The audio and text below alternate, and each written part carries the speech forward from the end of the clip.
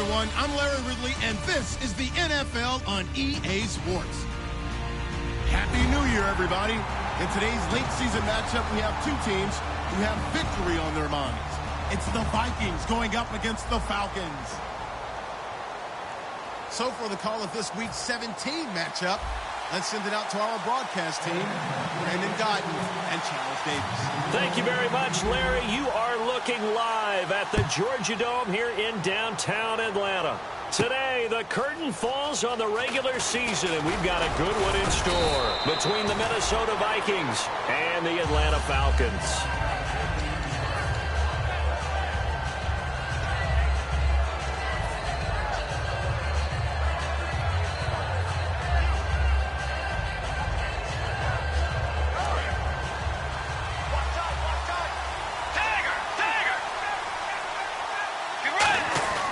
First down throw for Bridgewater.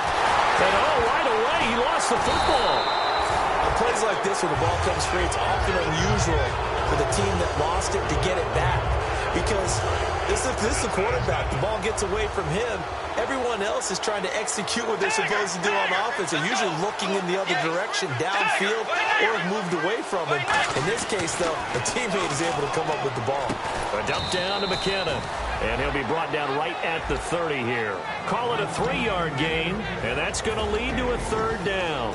The starters now on offense, and Stephon Diggs, our first chance to see him today. Brandon, remember we had this conversation about how highly recruited he was in high school.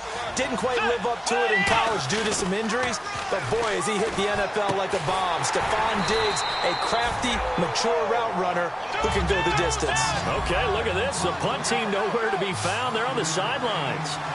Offense going to go for this on the opening drive.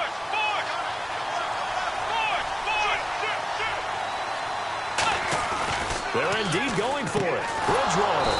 And he's able to find Diggs. And they talked about how important the passing game was going to be against that defensive look. Good job there going to the air for the first down. It's all about preparation. It's all about planning. And then it's about execution. So they put it all together in practice. Okay, this is what we think we're going to see. This is how they get to it. And then when the game comes, read it and attack it. And this is going to be caught. He won the fight for the football. A good gain of 14 there, and it moves the chains. And early on, they're picking up right where they left off last week. And I know a lot of coaches say each game is its own. You don't really have carryover.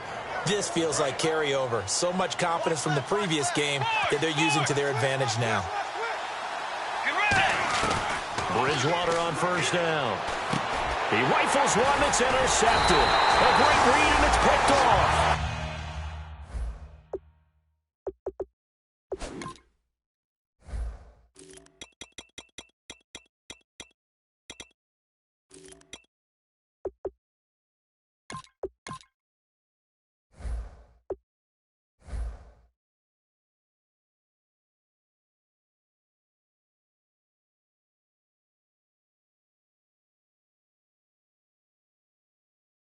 And they're going to set up shop at the 27-yard line.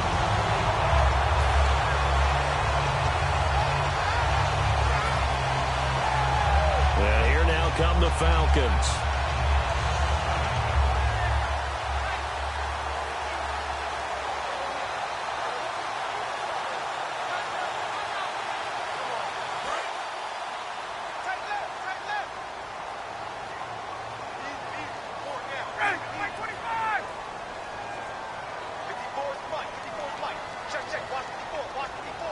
Possible run anticipation here as the D-line sandwiches together. And incomplete to open things up. The Pro Bowl wideout Julio Jones is intended receiver. That'll bring up second down.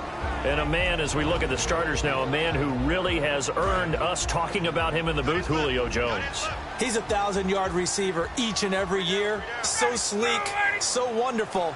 I call him Secretariat.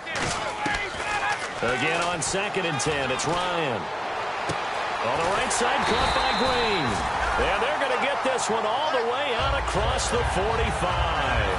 I know many people like to throw to the tight end, maybe in a little flexed out position because he creates mismatches with his size. But slot receivers do the same thing with their quickness, their speed, and their route running savvy.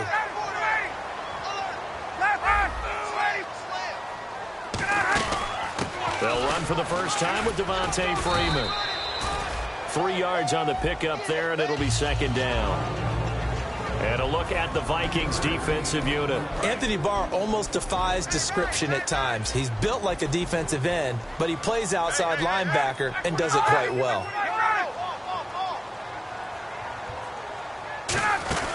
Freeman again.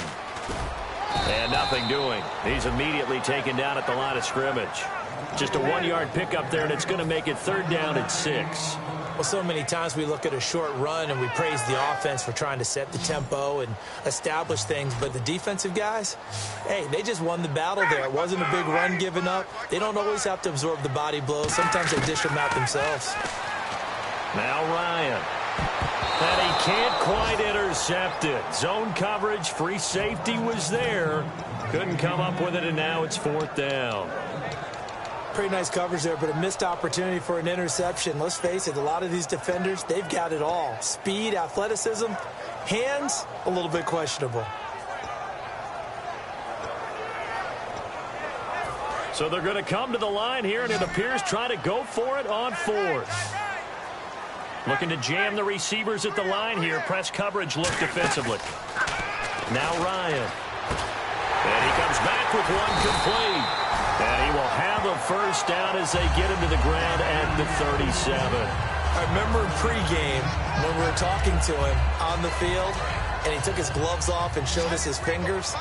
A few misshapen ones in there, and now we know why, trying to catch those types of bullets. That was a dart. Yeah, even for a talented receiver, those are tough to hang on to. Quick hitter here, it's complete.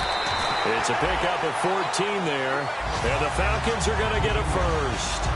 And just a small glimpse there as to why they like this rookie so much. And that's why they lit up a little bit in our meetings with the coaching staff, didn't they? When we talked about him, they did. Yeah, you know, they like his work ethic. You know, this guy's running every route well in the route tree and getting better at it all the time, really honing his game. They expect a pretty good jump out of him as things continue to move on. Give him 2 yards on that play, and it's a second down. In order for a screen pass to break big, a lot of things have to come together and be well executed, but all it takes is one small thing to go wrong and keep it from being a big game. Second down now after the pass completion. Ryan on the handoff. It's Freeman. And he'll take this inside the 20 and down to the 18. Give him 3 on the run there. Now they're looking at a third and about 5. Partner, we know today's NFL is really built around the guy throwing the football. But these short runs, they still pay dividends because they can take their toll on a defense and they can add up as the game goes along. You control the clock, you control the ball, and that way you often control the game.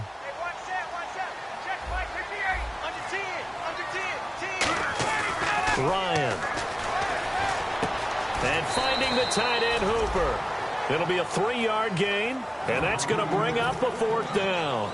So much about offense is what you call hidden yardage. You know, you throw the ball to someone, they catch it, and then they can make a big play. You know, they create a play, run after catch. They did a really nice job there of limiting that and keeping him from a first down. Yeah, stopped him in his tracks. Alongside Charles Davis, Brandon Gordon, it's the Falcons in possession to begin quarter number 2. And we'll see what the decision is here as they've got a 4th and 1 coming up. And no field goal try here from the red zone offense out there. They'll go for it on 4th.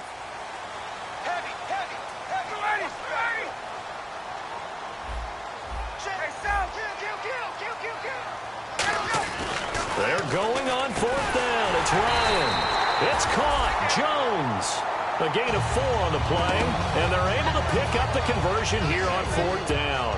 And that's the connection, Ryan to Jones, that this defense obviously has to key in on. Certainly feels like they got the party started with that one, doesn't it? And when those two get in sync, it just scares the heck out of defenses because he can hit Julio Jones in a short zone, and he can take it the whole way. This is Freeman on 1st and 10. Trying to turn the corner, but they string him out and stop him at the line of scrimmage.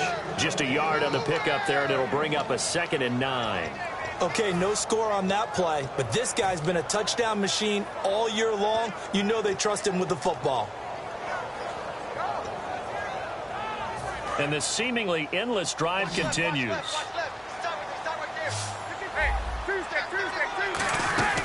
On 2nd down, Freeman. And he stopped immediately there. No gain on the play there, so that doesn't help. Now they're looking up at a 3rd and 9 situation. So he runs it for 1 yard, then no gain. I don't know that you go back to that well here on 3rd down. Yeah, I don't know that you do as well, but if you want to get the ball to him, if you want him to have it, maybe you get him into space and throw it to him. And on the outside, they're playing press coverage. Here's Ryan finding time. And that one goes incomplete on the drop. That's one he definitely normally catches. 4th down. After all the preparation, all the practice, a play like that will absolutely break your heart. They had everything they wanted, just unable to complete it. In the end zone, a big-time drop. And his kick is right there. It's good. And the Falcons are out to a 3-0 advantage. Resulted in 3, but it did. That is somewhat amazing, isn't it? When you hold the ball that long, run offense that well, yet only put 3 points on the board, it has to be a little bit of a disappointment, doesn't it? Has to. Here's Bosher to kick it away.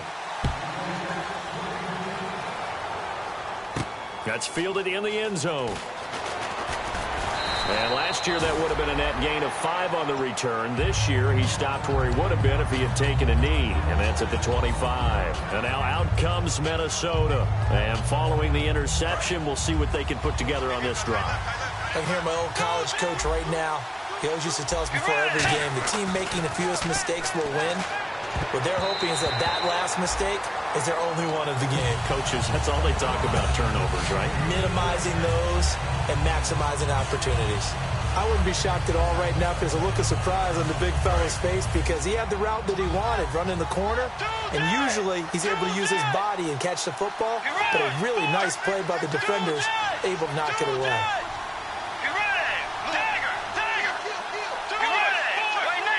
One receiver left, 3 to the right.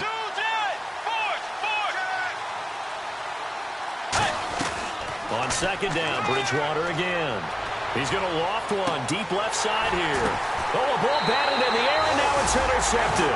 Ricardo Allen with a pick. Atlanta now coming out on the field. And last time they got 3 points, but it was a chip shot field goal. And when you go to the sideline after a chip shot field goal, maybe the offense not too happy.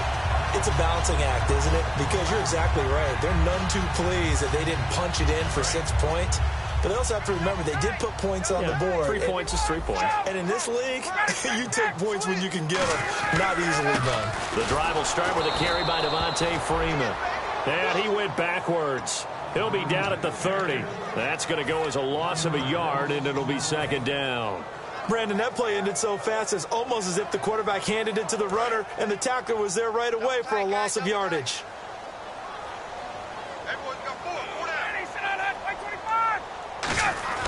On 2nd down, here's Ryan. Looking left side, it's complete. He's got it. And he goes out of bounds across the 40-yard line. They pick up 12 on the play there, and they move the chains. And, boy, they had high praise for this rookie receiver when we asked the coaches about him, didn't they? They certainly did, and obviously they liked his measurables, otherwise they wouldn't have brought him onto the team. Height, weight, speed, all of that.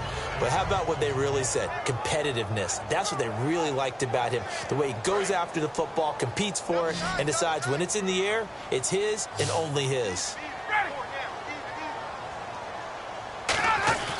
They'll throw on 1st down with Ryan. Throwing left side here, and it's complete. And he'll get it into enemy territory just across midfield at the 49. When you see zone defense and you know you've got a drag route on as your primary call, you've got to be really careful as a passer about how far you let your guy go because he might wander into some tough coverage.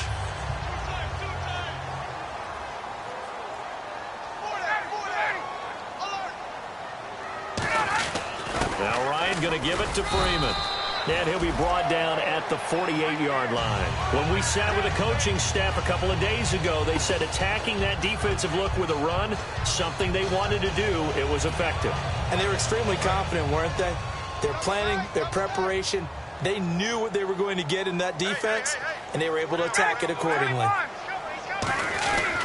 Freeman again, a 1st down carry. And he'll get this down only to about the 46. Give him a couple on the carry there, 2nd and 8. Tough day. Tough sledding right there, and it's been that way the entire game. Not a whole lot of room to ramble for him. Yeah, you're right. It's been that way all afternoon. Didn't get a whole lot better there. See if they stay on the ground for second down.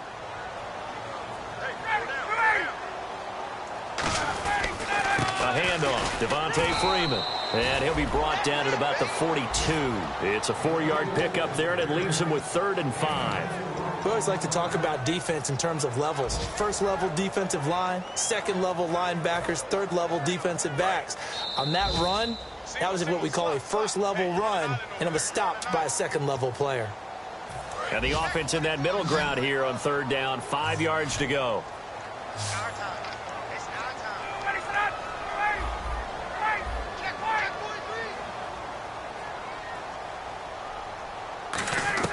From the gun on 3rd down, Ryan. And almost picked off. I guess the good news for them now, it's 4th down.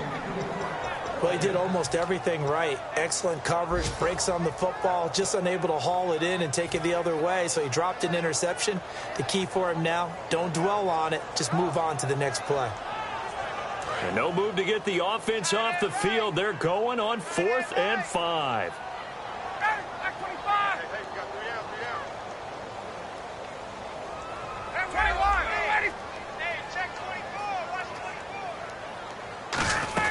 They'll run for it. It's Freeman. And he'll take this one down to about the 40. Devontae Freeman is shifting. This doesn't pay off here in short yardage. And the Vikings defense is going to get the football back.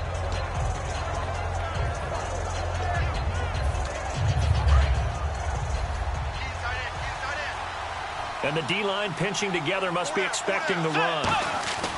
Trying to shake off the interception. Now he's hit, and Bridgewater loses the football. I'll call it luck or skill, whatever the case is. They're feeling good about just keeping the football there. Yeah, the biggest thing that they're calling it now, our ball. I mean, they don't care if it was luck or skill. Boy, the panic that jumps up in your chest when that ball's on the ground, whether you get it or your teammate gets it, just as long as you maintain possession, that's all you're looking for. To the sideline, and oh, a nice catch there. Made sure the feet were inbounds, and they were. Let's make this one simple. What a catch, especially the finishing part of getting his feet inbounds, toe tapping, and, of course, foot dragging. A little tapestry, if you will. Oh, I like it. 3rd down now following the completed pass.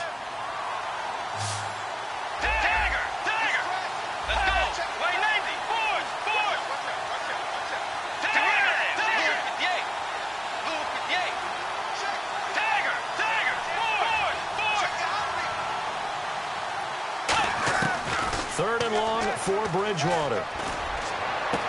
Throwing left side, it's complete.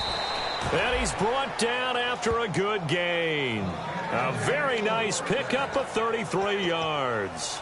Well, the advantage has certainly shifted to the defense as we began that 3rd down play, and they found a way to foil it and pick up a 1st down. 3rd time's a charm, right? 2 incompletions. Had to have it on 3rd, and they got it. Yeah, they stuck with it, weren't daunted at all, and picked it up. A 1st down throw for Bridgewater. He couldn't quite hold it. Got hit. Ball pops out, incomplete. We know it's not an easy job to go out and catch passes when people are trying to tackle you and knock the ball away. But the bottom line is, that's a pass he's got to have and a pass he should have caught. On 2nd down, Peterson. And able to push his way forward here for a good little gain. A 6-yard pickup on the ground that time, and that'll make it 3rd and 4 coming up. And now it looks like they're going to be in the hurry up.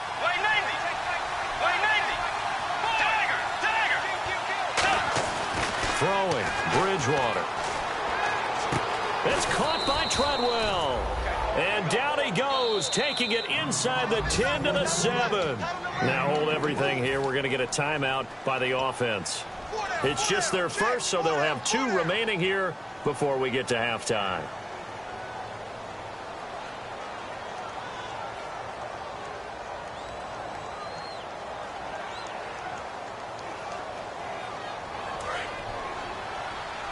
Shift together here from the D-line. Peterson alone in the backfield. Bridgewater. And for the third time here in this half, it's intercepted. A great read, and it's picked off. And a big turnover there as his guys will get the football back. Here comes the Falcon offense now as they get set to take over here. Now the ball backed way up, so thinking with this amount of time on the clock, probably just sit on it, and we'll see these two teams go to the lockers. Yeah, I don't think you want to overthink it in this situation. Either side of the ball. Just go ahead and finish up the half and get on out and talk about it. Now it's Ryan. And Jones has it over the middle. Now whistles come in. We're going to get a timeout here by the offense. It's just their first, so they'll have 2 remaining here before we get to halftime. On 1st and 10, it's Ryan. They'll set up the screen for Freeman. And he'll go down right around the 47 this time. Now hold everything here. We're going to get a timeout by the offense. So that means they're down to 1 remaining here as we head toward halftime.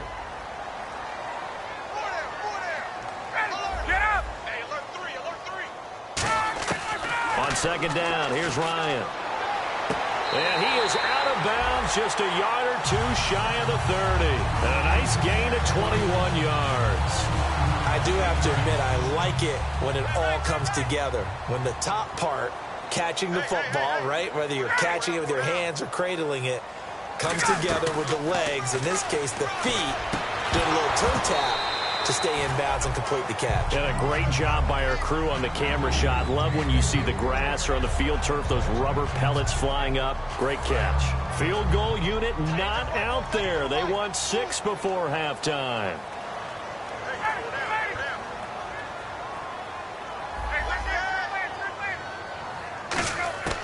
Final play of the half. It's Ryan.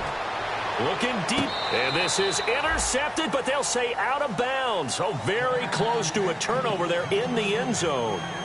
So we've reached halftime here on New Year's Eve as we send you down to our EA Sports Studios in Orlando, where we find our man Larry Ridley with our halftime report. This is fielded a couple yards deep. And last year, that would have been a net gain of 5 on the return. This year, he stopped where he would have been if he had taken a knee, and that's at the 25. So out come the Falcons now. They have the lead. Now they'll be looking for some separation here as we begin the 3rd quarter. I like the way you term that, because now I think they go a little bit deeper into their playbook. They like what they did in the first half. That worked okay. But in order to get the separation that you just talked about, change things up a little bit. Change your tendencies. Try and hit them a little bit more with some things they didn't see in the first half. See if they do just that. Looks like the defense in press coverage here.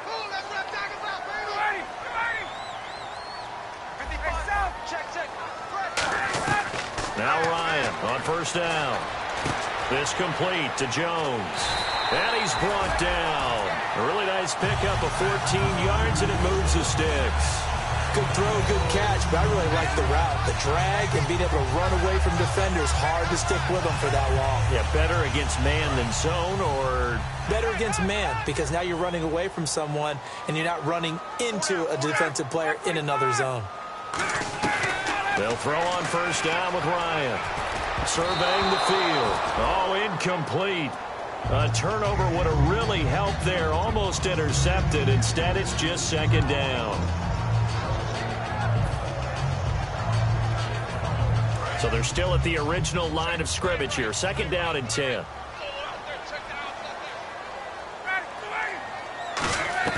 Second and 10 now. Ryan. He's going to loft one. Got a man. It's caught inside the 10. A big play there. Ryan to Jones. 43 yards. A great job pulling that one in from a guy, as we know, who can really blaze. He's got a lot of speed. And that speed can work for him so many different ways. Sometimes he just takes off and goes and just runs past people.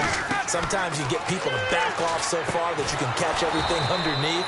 But still, at some point in the game, you probably have to make some contested catches, right? Sometimes you have to go up and beat a defender for the football. He has that in his arsenal as well. Showed it right there.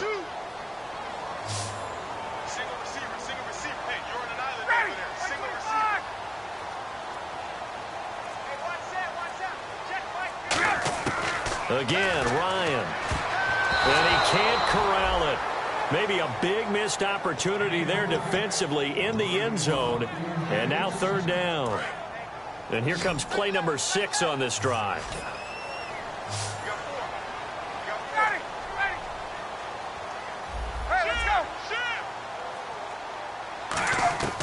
On third and goal, Ryan.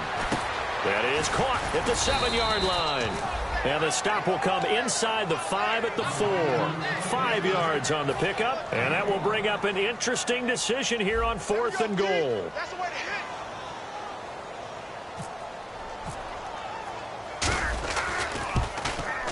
And his kick is good. And that will double their lead as it's up to 6. So give them 3 there. A good drive gets them inside the 5, but they couldn't punch it in. And credit this defense, too. That was the old bend but don't break approach. But it kept the offense out of the end zone.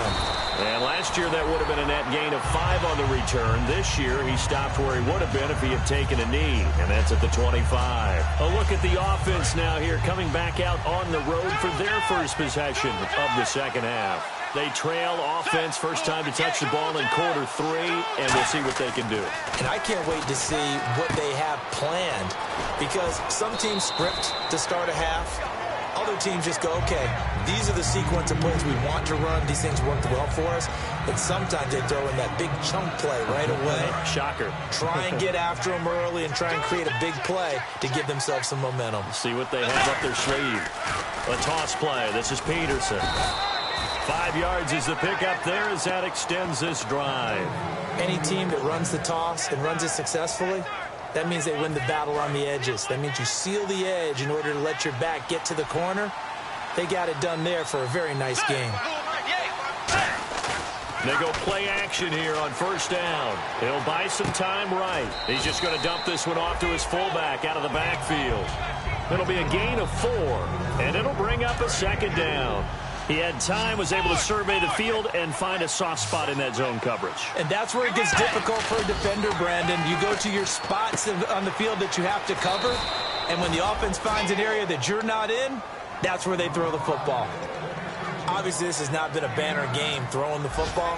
So what you got to do, you got to kind of down focus, don't you think? Find the tight end, take some easier completions. The interception last drive there. He hits the reliable target. Bridgewater now looking to throw on first. He's got it complete to Diggs, right side. It's a gain of 5, and it'll make it second down. Looking to speed things up here, going with some tempo.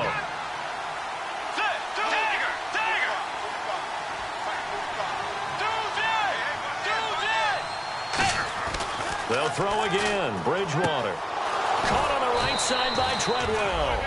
A good pickup there at 22. And partner, a nice little connection there on the corner route. The receiver set it up perfectly, worked his way inside, and then broke it back to the outside for the completion. This will be caught inside the 10.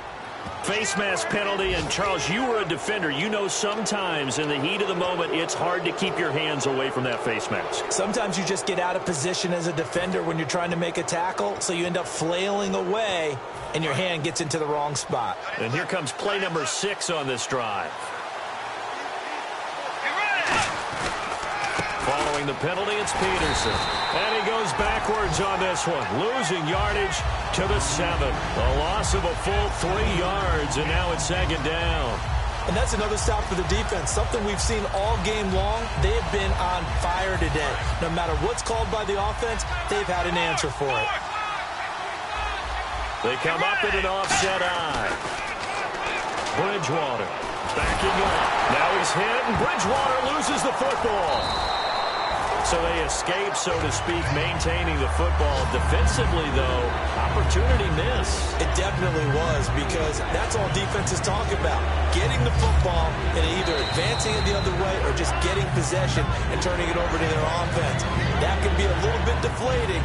You're exactly right. A lost opportunity. Now from way back there after the sack, it's third and goal, a long third and goal. So the D-line's going to spread out.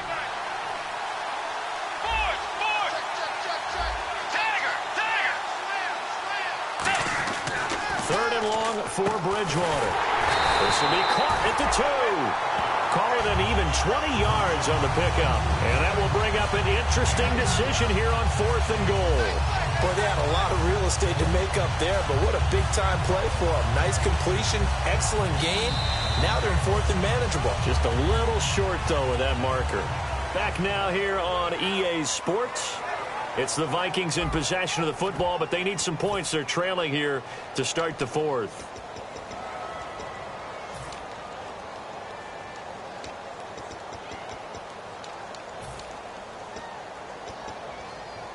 Likely the play of the game here, trailing in the final quarter and going for it on 4th and goal. Desperation time. He's got his man. It's taken in for a Viking touchdown. Laquan Treadwell, his 17th touchdown now on the season. And his guys are just an extra point away now from taking the lead in this game. And boy, figure this one out. Leading here in the 4th, and now they're going to try an onside kick.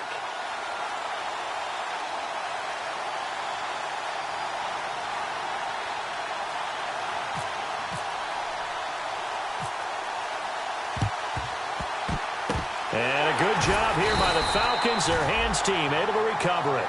4th quarter, they felt like they needed the football back. Unfortunately, they couldn't get it. And I know we brought analytics into the game, and someone has said here that the data says that when a team's expecting an onside kick, 80% of the time, the team expecting it, they do actually recover the ball, which is what we saw here. I just wonder if that number is much more of a anecdotal type of a number. Kind of like when the coaches tell us, well, when you score on special teams, 93% of the time you win the game. I'm still waiting to see that number is empirical. Looking to jam the receivers at the line here. Press coverage look defensively. Again, they'll run with Freeman. And they'll be inside the 25 now at the 24. They get 5 out of that one, and it moves to James. Well, we always talk about good down and distance, allowing offenses to expand their playbook. Well, 2nd and 2, that means your playbook's wide open. You can run just about anything. But a lot of times, the play caller, he just looks down at his sheet, sees the short yardage runs, and goes to one of those. A pretty good coverage there, and both of these defenses, they've had good coverage throughout this one. No doubt about it, and in today's NFL, where we're used to a bit more scoring, this feels almost like a well-pitched game in baseball on both sides, where the tension continues to build. Who's going to make the big play? Give him 5 on the carry there, and it'll set up a 3rd down. And there's a run to be happy with. Good, solid yardage. They'll take that any time you hand the ball to a back. So 3rd and 5, 3rd and medium here. From the gun on 3rd down, Ryan. And a quick throw here, that's complete. They'll get a couple yards on that one, and that's going to make it 4th down. They didn't get the 1st down, but I have to say I do like the call. I like what they were trying to do. Try and hit your receiver on the run and see if he can pick it up. Keep it on his feet, get a little rack yardage. Yeah, but a nice job defensively to get to him and keep him short of the 1st. So the drive here ends with a field goal, and that does give them the lead, but this one is still a long ways from over. And you love to be able to look up at the scoreboard and see that you're out in front. But then you take one look across the field and see that offense is raring to come back out, and you think, I don't know that field goals are going to be enough to get us home. Possible run anticipation here as the D-line sandwiches together. Now a play fake here on 1st down. He's got time in the pocket. He's going to loft one deep left side here. Stephon Diggs, his intended receiver. And that'll bring up 2nd down. On every offensive coordinator, every play caller sheet, they have about 5 or 6 plays per game that they call shot plays or big plays. And you don't get many opportunities to dial them up. And they just did. And they dropped it with a great chance to make a big play. That's going to hurt. So the long attempt falls innocently to the ground, and it brings up 3rd. Sure, that pass was incomplete as they made an attempt to get a big one downfield. But that's okay because the second part of that is if you don't get the completion, at least you've told the defense you're trying to stretch them out a little bit, and they may have to change accordingly. Let's go. Way 90. Way 90.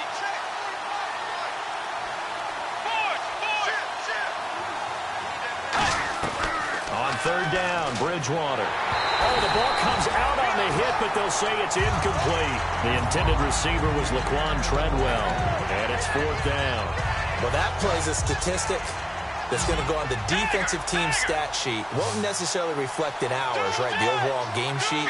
But you and I know that they keep count on pressures, hits on quarterbacks, all those things, hoping to increase that throughout the game. And here we are in the fourth quarter, and they got a big one. Yeah, it's such a close game, a very big one. And the offense moving quickly to the line.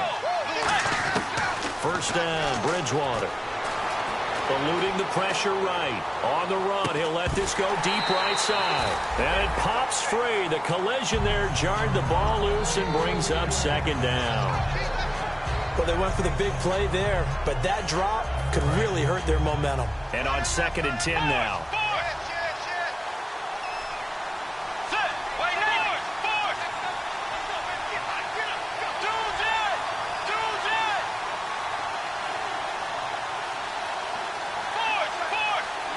They come out here in the eye.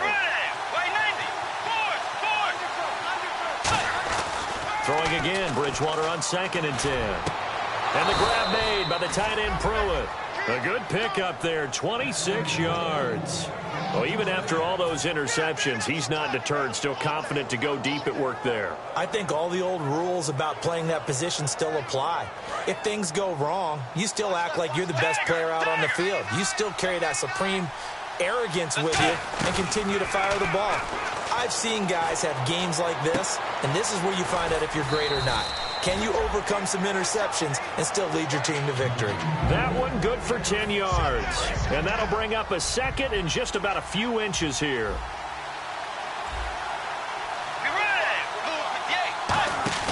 A play fake to Peterson. Now Bridgewater. And incomplete there. A nice hit. Jars the ball free and brings up 3rd down.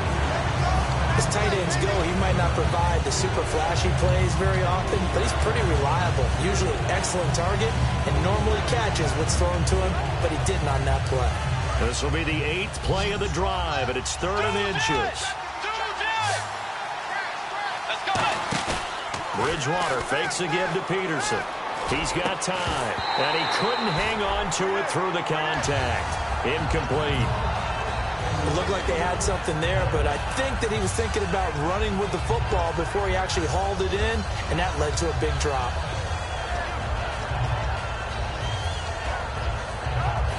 One score down. Here we go. They're going to go for it here on 4th down. They come out with 1 back and 3 tight ends.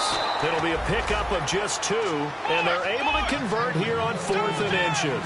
And now they're in the hurry-up. Well, this season's going nowhere. No reason not to go for it. And it's a rare success for them as they keep the drive alive.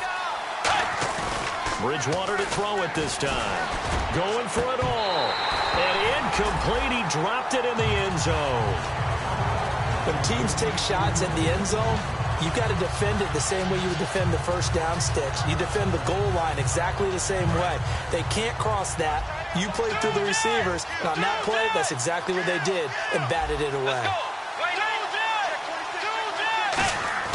Now this time he'll look to throw. And he'll be hit as he releases it, and that'll fall incomplete. Well, any caused incompletion is good for a defense, but when you add to it, you get a little hit on the quarterback, knock him to the ground, make him think a little bit, hopefully knock him off his game, especially in a game of this magnitude, this tight in the fourth quarter. Got to feel pretty good as a defense.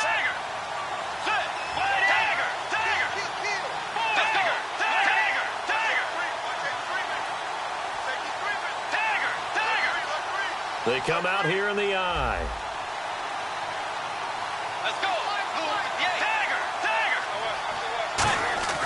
Bridgewater now. That's caught by Treadwell. And he will have the first down before he's brought down at the 3. He's such a good route runner. Shows it there on 3rd down. Very proficient and a good pass. And you know what I've observed over the years in the NFL? The better a route runner you are, the more confidence your guy's going to have in you to go to you in important times because he can trust you being in the right spot, and they connected there and picked up a first down.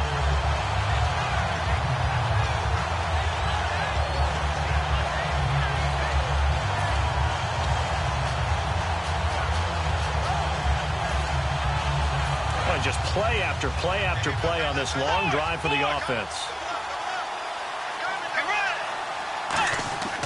Bridgewater now on second down. And down he goes. The pressure getting to Bridgewater. Carl Nassib in there to bring him down for a loss of 7. And quickly they get to the line. Third and long for Bridgewater. Throwing middle, and it's complete. Likely the play of the game here, trailing in the final quarter and going for it on 4th and goal. Desperation time, 4th down, Bridgewater. They get the completion but cannot push forward into the end zone, and it'll be a turnover.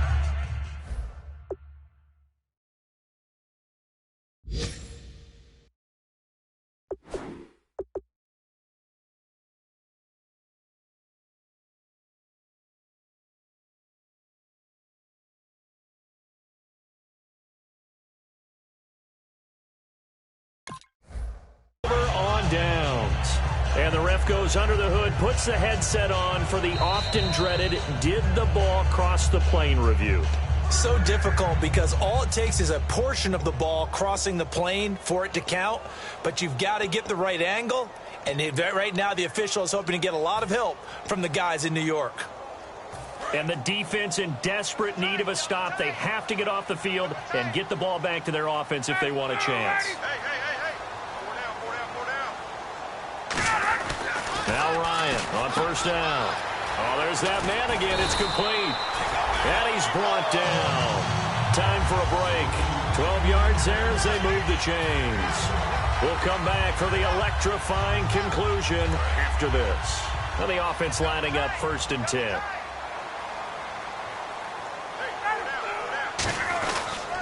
Coming left, it's Freeman. And able to get this across the 20 before going out of bounds. A nice run there, 9 yards, and it'll be 2nd down. I know you're trying to wring every yard out of a run, but I think 9 yards there is ideal in this situation. Yeah, now next couple plays, you'll only need 1 yard. Keep that clock rolling with a lead here in the 4th. And play is stopped here. Timeout. It's the defense calling the timeout here. It'll be their 3rd and final timeout, so as they talk things over, we'll step aside.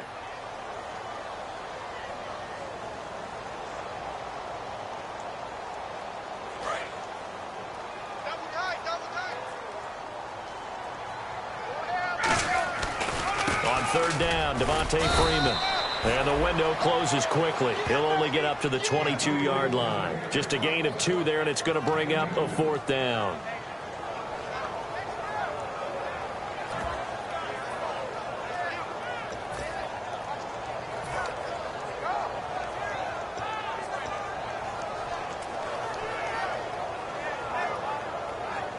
And here's a big one now. Trying to hold this lead. They're going to go for it here on 4th down. They come out with 1 back and 3 tight ends. Oh, looked like they got someone to jump there. And if that's the case, this will be a 1st down.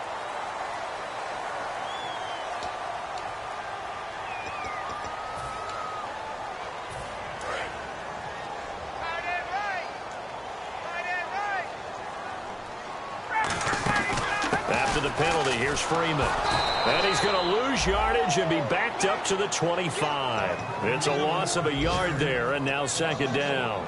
All right, partner, despite my eating habits, I'm not big enough to play offensive tackle, nor am I quick enough. But with the defensive ends nowadays and their speed, those guys have to be able to punch and dance, and it's a tough, tough job to contain them.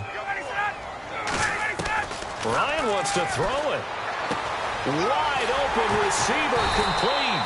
And down he goes, but he takes it up to the 40. It's a pickup of 15 and a fresh set of downs. One thing I can say pretty safely, that route is not called if you don't have a guy who can throw the ball and put some mustard on it. Because if you're going to lollipop it in the middle of the field, bad things usually happen. It takes a strong one. Now whistles come in. We're going to get a timeout here by the offense. It's just their first. They've got 2 more to use here in the final stages. Offense in a good spot here, 2nd and 2. Here's Ryan. And he's got his favorite target yet again. It's complete. Now hold everything here. We're going to get a timeout by the offense. That'll leave them with just 1 remaining in this 4th quarter of play. Now Ryan. is. They get the turnover they needed. It's intercepted. A great read, and it's picked off. And they have possession, and they have it at the 38-yard line.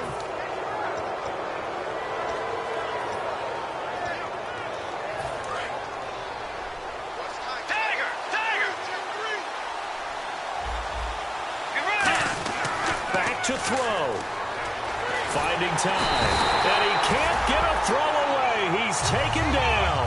DeAndre Levy in there to take him down, and the clock will roll.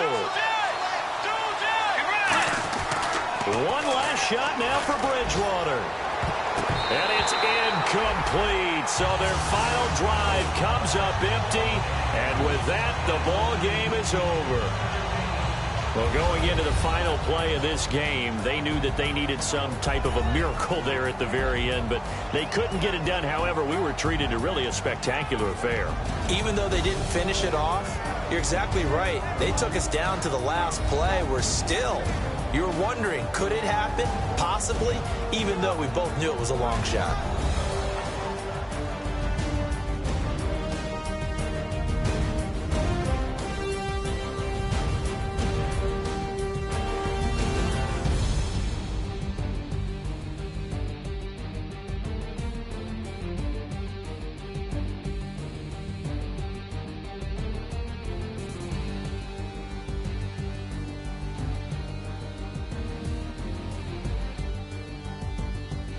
So that's a wrap for Charles Davis. I'm Brandon Gaudin, and this has been a presentation of the NFL on EA Sports. For more, check us out at easports.com. It's a win for the Falcons here as we say so long from Atlanta.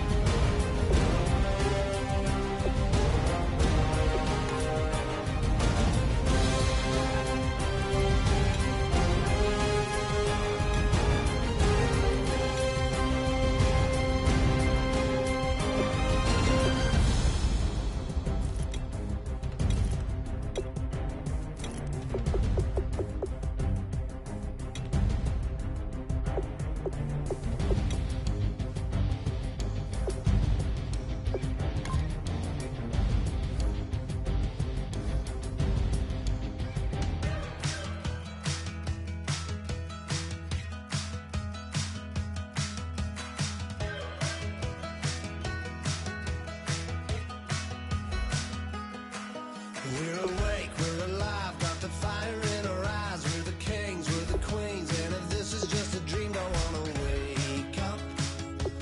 Let this feeling break up. We're running free, running wild, never running out of style. Got the fight, got the stuff, got the never giving up. Not gonna shake us, nothing's gonna break us.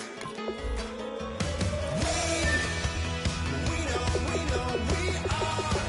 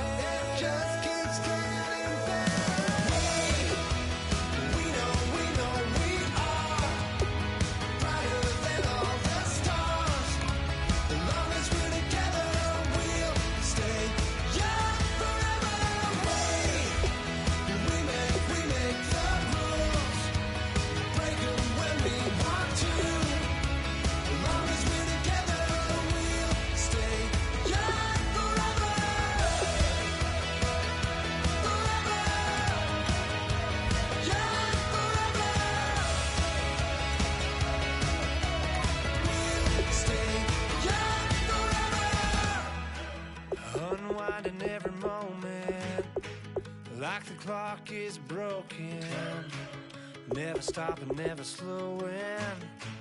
Yeah, we're living wide open, unwinding every moment, like the clock is broken, never stopping, never slowing. Yeah, we're living wide open. We know we are brighter than all the stars. As long as we're together, we'll stay young forever. We make the rules, break them when we want to. As long as we're together, we'll stay young forever.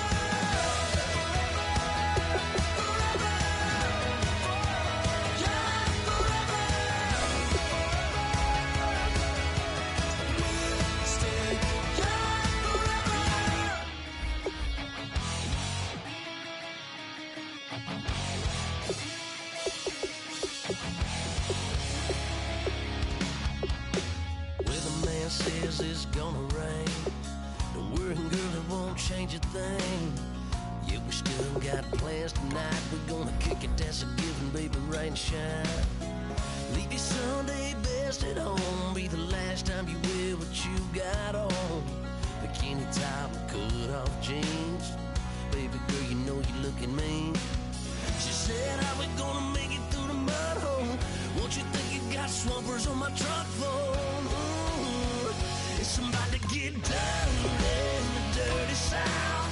I'm about to show you what it's all about. But don't worry, it's a rowdy crowd. We ain't scared, we're still throwing down. We gonna tap, light that fire. We gonna crank that country. That's that, let's get Thursday. Let it rain, let it rain, let it rain. Well, it's about to get dirty. Yeah.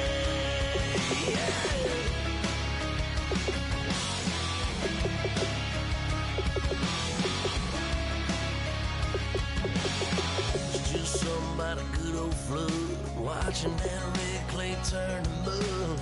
Sling it up, slap past the doors like a new paint job on a 4x4. Girl, you're gonna have a good old time. Can't let a little bit of rain change your mind. Let your hair down, kick off in boots. Once in your life, let yourself cut loose. Gonna get money from head to toe, clean it off, living in a swimming hole. Listen, about to get dirty in the dirty south. I'm about to show you what it's all about. And don't worry, it's a rowdy crowd.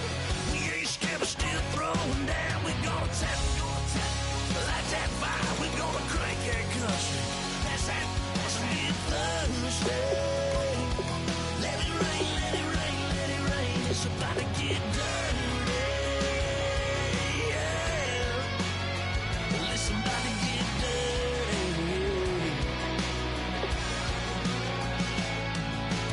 Girl, your whole life's about to change. Baptized in muddy water, let me hear you say, let it rain, let it rain, let it rain, let it rain. Listen, about to get dirty in the dirty south. About to show you what it's all about. And don't worry, it's a rowdy crowd. We ain't scared, we're still throwing down. We gonna tap, light that fire. We gonna crank that country. Pass that, let's get Thursday. Let it rain, let it rain, let it rain. Everybody get Thursday. Let it rain, let it rain, let it rain. Listen, about to get dirty. Yeah. Listen, about to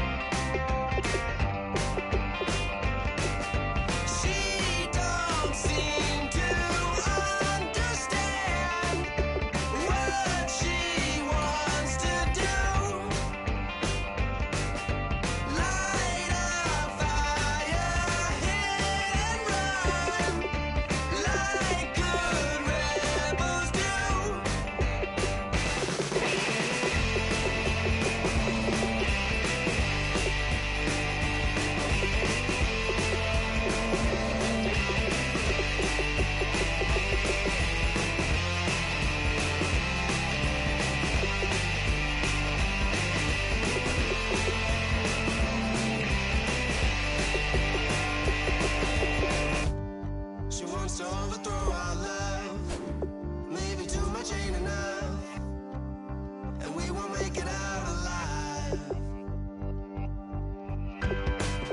She's got a rebel heart. She's had it from the start. Out there on the run again. She's got a rebel heart. One day she's gonna fall. She's got a rebel heart. She's up against them all.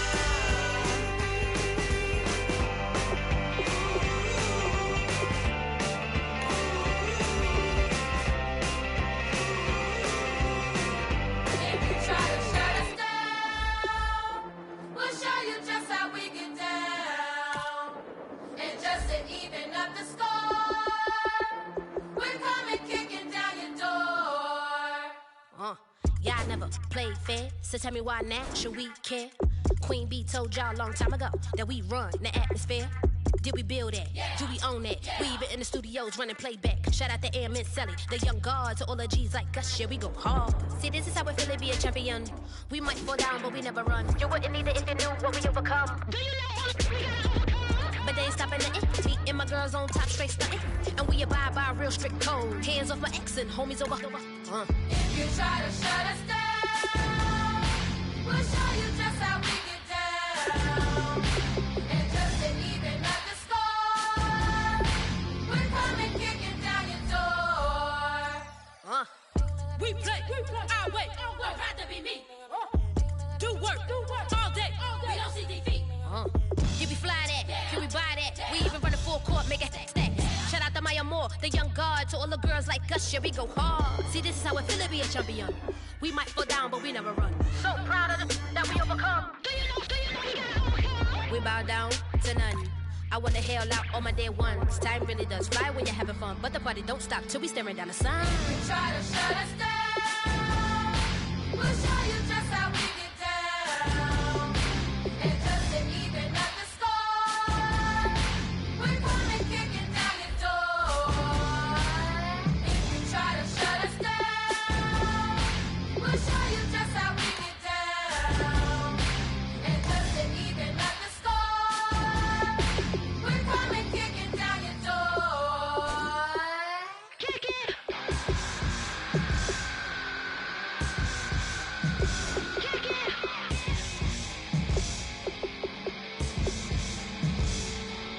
If you try to shut us down, we'll show you just how we get down. And just to even up the score, we're coming kicking down your door. If you try to shut us down, we'll show you just how we get down. And just to even up the score, we're coming kicking down your door.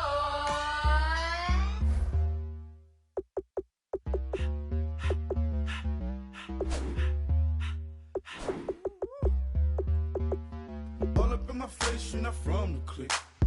Give me space, we might rob it. Most say that, baby, they don't love the clique. I thought they love you when you make it. This some mother.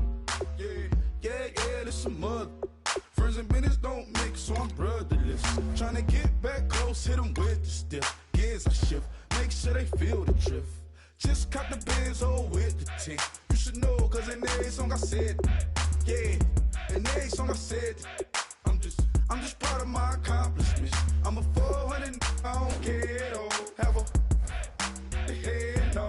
Heard you talking about I'm real, I'm fraud. Your kids and broad, they straight, you shouldn't care at all. Please tell me why you always leave. Why you wait? Please tell me why you always leave. Please tell me why you always leave. Why you wait? Please tell me why you always leave. Please tell me why you always leave. Why you wait? Please tell me why you always leave. Please tell me why you always leave. Why you wait? Please tell me why you always leave. Yeah, 104 times how it go down. Slaps on deck for the whole town. On mamas, man, I did it with my own sound. And I got my own city that I hold down. Just admit it already. You got plans to do it, boy, we did it already. Got a couple DMs, I done slid in already. Gotta ask YG if he hit it already. Yeah, I'm a star like Moesha's. running up the numbers like Aisha's. Yeah, I be sliding, I be creeping. Girls these days, they just don't know how to keep it. But I got it all handled. They try to box me and I got my own angles, yeah. I'ma spend the summer getting to the cake and I'ma wishing wood on every candle. I'm like, Please, please tell me why you always hate me. Please tell me why you always hate me. Please, please tell me why you always hate me. Please tell me why you always hate me. Please, please tell me why you always hate me. Please tell me why you always hate me. Please, please tell me why you always hate me. Please tell me why you always hate me. If you ain't know me, bet you know now. Juicy came through with the verse for me both times. In Pot Town, that's automatic, hold down. What's that? Ask no question, just hold it down. Why you hating on the progress? I'm a humble, I don't even pause what I do. I just drive the Maybach through the projects. And still brazy, I ain't even drive shit. Hate from a distance, please don't try me. Cause we'll turn it up on anybody. I see why they don't like me. Yelling out 400, they go too heavy. I'm with the posse back at it. Whoa. That mean come on, go on platinum. Whoa. That mean I got a Kindle in my mattress. Oh, I got the BD back bragging. Please, please tell me why you always hate me. Please tell me why you always hate me. Please, please tell me why you always hate me. Please tell me why you always hate me. Please, please tell me why you always hate me. Please tell me why you always hate me. Please, please tell me why you always hate me. Please tell me why you always hate me.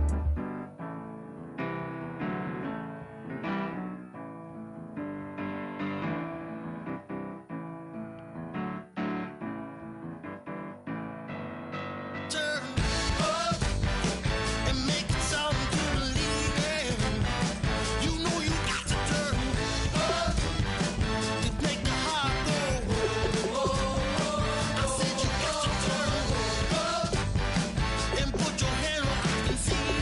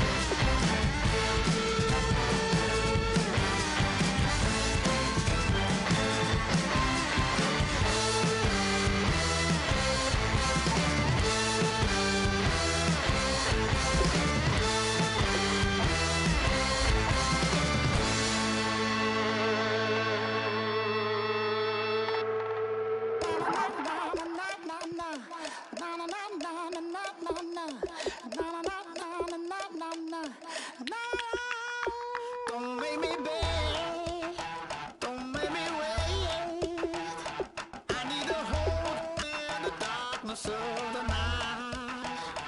And when I stray, show me my place. You are my shelter, baby, let me feel your light.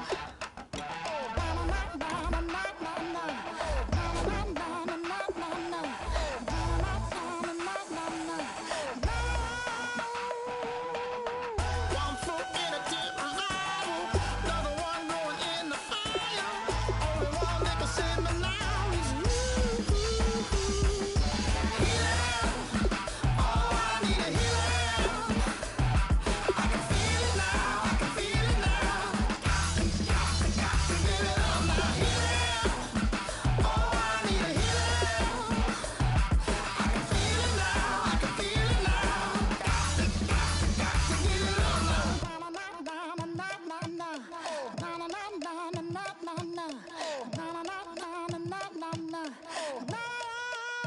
This aching pain when you're away, like a burning ship that sets the sails to you. Fingertips, press my lips, make me sing that holy song the way you do. Holy Ghost inside, let it loose and lay it on. Only one that can save me now is you.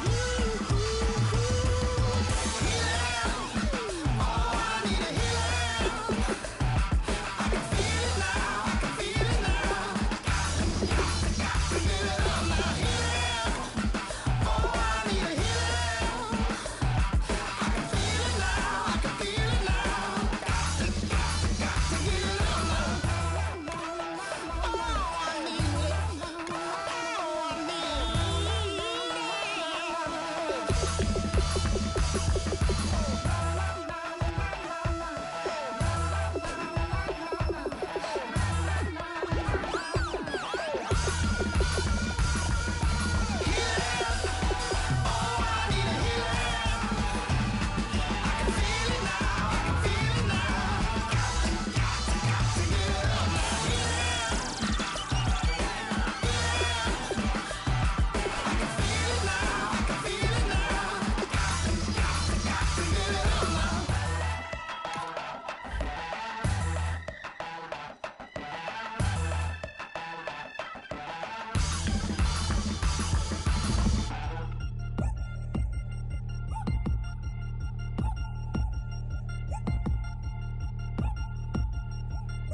Three chains. Ow. Caught up in my, put your head on backwards, then skate off after, engage in laughter about what just happened. Napkins get sent to mammies, is that too graphic? Catch you in traffic, you sitting daffy like stealing candy. My ceiling's absent, my wheels are massive, my friends assassins. All of us, our mothers queens and our women dancers. My rivers rapping, my fingers splashing, my gills are flapping. I bit some matches, then sip something and kiss the dragon. I'm really rapping, no fingers snapping, them packing. Y'all slipping, my swag is dripping, so here's a napkin. What's really happening? Verbal attacking, I'm showing passion. Know what I mean? See, like I'm from Akron, I'm going overboard. Somebody call the captain. And when it come to getting checks, I always want the fat ones. I'm so I can sing to a chandelier. My flow a glass of spade and yours a can of candle. Too many buttons, not enough. These bugging, the SWAT is coming. Shoulder, no shoulder, shrugging at your nugget. Sticky like acupuncture and Magnus honey. Knock on the side door 3 times and have your money. Or get to stepping like Kappa stomping. I slap. I'm having lunch with Italian Sunday. Don't ask the subject. Lord, why you took rabbit from me? He say don't ask me nothing. Too many bodies, too many bundles. Not enough. These bugging, I heard they stun you. It's gonna be trouble. We come through and catch you while you cuddle. Barrels like tunnels. Don't even mumble. I'm back to ballin', I'm in the back full of only. Pull on the scene and the queen playing Pastor Troy. Ready turkey, spaghetti, and castor oil. That's turn your guillotine to a fashion show. In 4 minutes, I turn this into forensics in a foreign car with a foreign. It's long-winded, paper long, and you taking long. You just don't get it. On the phone up on Say Tony, want a song with me. Hotter than Mississippi, the summer of the 1950s. In a van full of some white. Get pulled over for swerving like high officer. When he asked me why.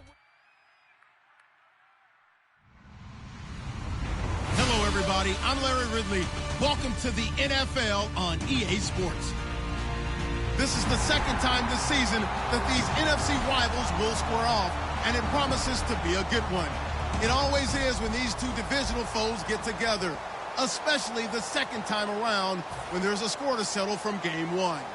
It's the Buccaneers going up against the Saints. So, with the call of this Week 16 matchup, let's hand it over to our commentators, Brandon Godden and Charles Davis. All right, Larry, thank you. We are down on the bayou as you get a look inside the Mercedes-Benz Superdome in New Orleans. Today, we've got a good NFC matchup on tap between the Tampa Bay Buccaneers and the New Orleans Saints. They'll come out in the pistol. And the former Heisman winner, this is Mark Ingram. And he will lose yardage on the play, back at his own 19-yard line. A loss of a full 3 yards, and now it's second down. Now Breeze throwing on second down. It's a short one here, complete to the tight end. It's a 4-yard pickup, and it'll be 3rd and 10. The headshots here are the offensive unit, and what about Brandon Cooks? If he's not a 1,000-yard receiver every year he's healthy in the league, I'll be surprised. Came out of college wanting to be a pro, studied all the best receivers in the NFL. Nowhere to escape, and he goes down. It's the Bucs' new signee from New York, Robert Ayers. He's the one to get him, and that's sack number 7 for him on the year.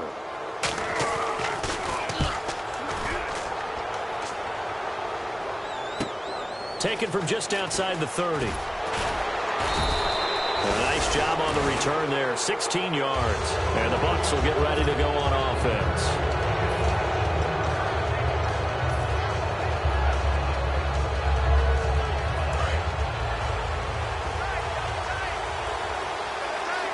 One man on the backfield, that's Martin. On 1st and 10, under a heavy rush, and down he goes. Donnell in there to bring him down for a loss of 7.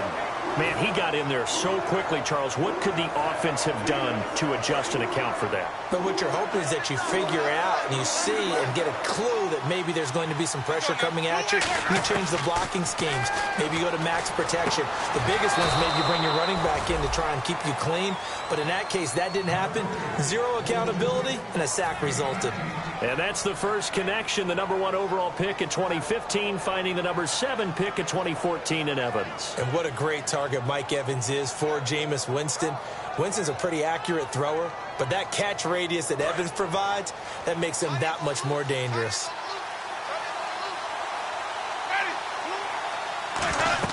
First down, Winston. They set up the screen to Martin. And brought down, but able to get it to their 30-yard line. Give them 11 on the gain there. And it's good enough for a Tampa Bay first. They ran that one well. And not only did they pick up a nice chunk of yardage on the screen, they sent a message to the defense. Rush the passer all you want, but you better be careful. We can hit you going back the other direction. Mike Evans, the one he was looking for. And that'll bring up second down. And now an introduction here to the starting 11 on offense. And one of the good wideouts, of course, is Vincent Jackson. And when he's on the field, you don't play small ball. You make sure you get it out to... Looking for Evans, and it's intercepted.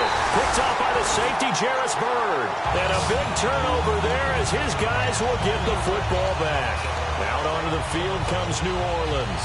And they'll certainly be trying to do better than that first drive where they went 3 and out. And sometimes the first drive is just simply to settle nerves. You know what it's like at the start of a game with the emotion. Guys a little bit jumpy. You do. Oh, you understand the same way. Just like us calling one, right? Making sure we ease into the game, let it come to us. Well, you went and 3 now and they out. have that opportunity. No, you didn't go 3 and out. I went 3 and out on that first drive. I'll try to do better here. And the D-line pinching together must be expecting the run. Breeze to throw on second down. And his throw's going to be incomplete. Kobe Fleener, the tight end, his intended target. And it's 3rd down. On the defensive side of the ball, we get a look at the starters for Tampa Bay. And, Charles, how about Vernon Hargreaves? A pick they were excited to make because in their division, they've got to have guys who can slow down some of the best receivers in the league. And Vernon Hargreaves fits that profile. Very sharp, very intelligent. He operates well on the corner. Here's Thomas Morstead now, standing about a yard deep in his own end zone. He gets this one away, and boy, it's another boomer. Fielded just inside the 30. An excellent return that time, 26 yards. And the Buccaneer offense will be set up well as they take over.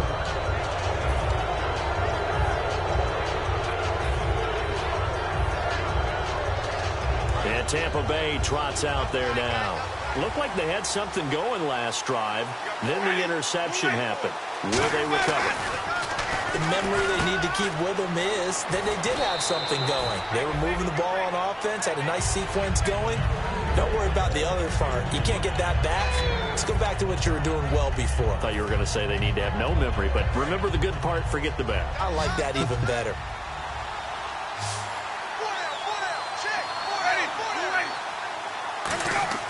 Second down, Winston. Evans has it left side. And he's brought down. He goes for 18 there as the drive will continue. Clock rolling as we hit the midway point of this first quarter. A first down throw for Winston. Bringing it in, Jackson left side. And he is out of bounds, but not before taking this down to the 8.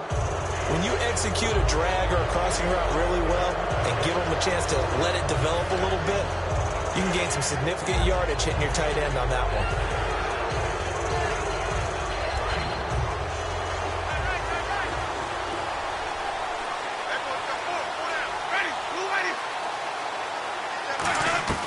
Working out of the gun, Winston. That's caught at the 2. 4 yards on the pickup, and it'll be second and goal. And here now, New Orleans defensive unit. Kenny Vaccaro is an excellent player. Can cover in the slot, but his best attributes, tackling people and rushing the quarterback.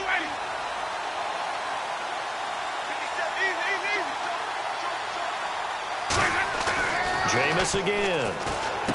And he hauls it in for the Buccaneer touchdown. Vincent Jackson, his third touchdown now on the year. And the Bucs have taken a first quarter lead. Roberto Aguayo now for the point after. And that one gives the Bucs a 7-0 lead.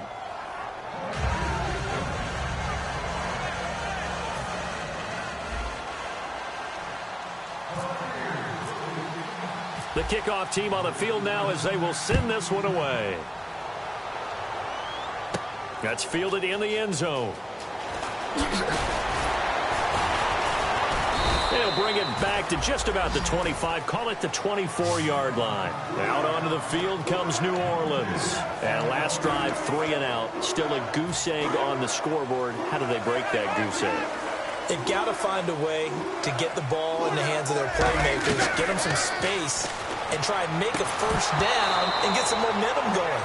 It's been a struggle for them throughout the game, and that 3 and out on the last possession, that told you just how stalled they are on offense. So who will step up here? We'll see. Back to the air on second down. It's Breeze. Looking for his tight end Fleeter, and it's intercepted. Picked up by Devondre Campbell, the rookie. And his guys are going to take over at the 34-yard line. And now the Buccaneers offense gets set to head back onto the field. And they were able to punch it in the end zone last time. They'll be looking to do that again here for the defense. Obviously, they'll be looking to stop them from punching it back in the end zone. It always is punch-counter-punch, isn't it? And which team has the advantage? Well, let's just go back. Last time on offense, they rolled downfield, got into a good rhythm. You can see a little more bounce in and out of the huddle. You can see the sideline really get into the game. So defensively, you're thinking to yourself, how do we take that away from them? How do we get the advantage back? Let's see what they come up with. I think pressure is always the first way to go. You love pressure. I love it. We'll see if they dial it up this drive. Now a second down throw for Winston. And that'll be incomplete. He was trying to get it there to Kenny Lawler, and it's 3rd and short. Incomplete pass on 2nd down. Let's see what the offense draws up here on 3rd. Winston on 3rd and 2. They set up the screen to Martin. And he will have the first down across the 20 to the 19-yard line. 7 yards there, good enough to move the sticks. And now inside the red zone, the offense will operate. Jameis now on 1st down. Complete here to Lawler. And he'll get him inside the 15 down to the 14-yard line. Call it a gain of 5, and it'll be 2nd down.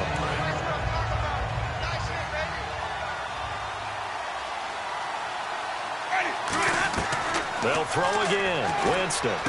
Over the middle to Evans. It'll be a 2-yard gain, and just like that, it's 3rd down. Well, if you do read man coverage, Brandon, the drag route's a pretty good one to run against it because you're running away from people on it.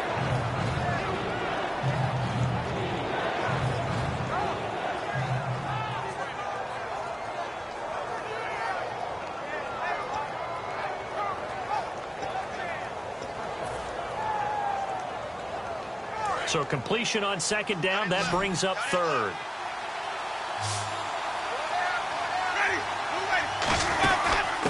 Now the first carry for Doug Martin. No gain there on the play, and that's going to leave him with a 4th down. So nothing there, but maybe you blame that on the blocking. Yeah, at some point you've got to win at the point of attack, and on that play, that was all the defense. They made it happen. And Aguayo's kick is good. And the lead moves to 10-zip. So it's a 7-play drive, but it stalls out in the end. Let's credit the defensive front 7. They were a little leaky at the start of the drive, but they stiffened toward the end. That'll be taken in the end zone. And in the end, the decision to bring it out costs him a few yards as he's out of bounds just past the 20. Out onto the field comes New Orleans. And following the interception, just any interception, are you a little bit more cautious when you start that next drive, or no, you just throw that out the window? I think you are. I don't think that there's any way you can run back out there and go, totally didn't affect me. Let's just go ahead and be loose with the football again. You're going to take care of it, but you have to be careful about being too cautious because now you can't run any offense at all. Still want to attack. We'll see how they attack him here. With Charles Davis, I'm Brandon Gaudin. It's Saints football to begin quarter number 2, and they've got it here with a first down.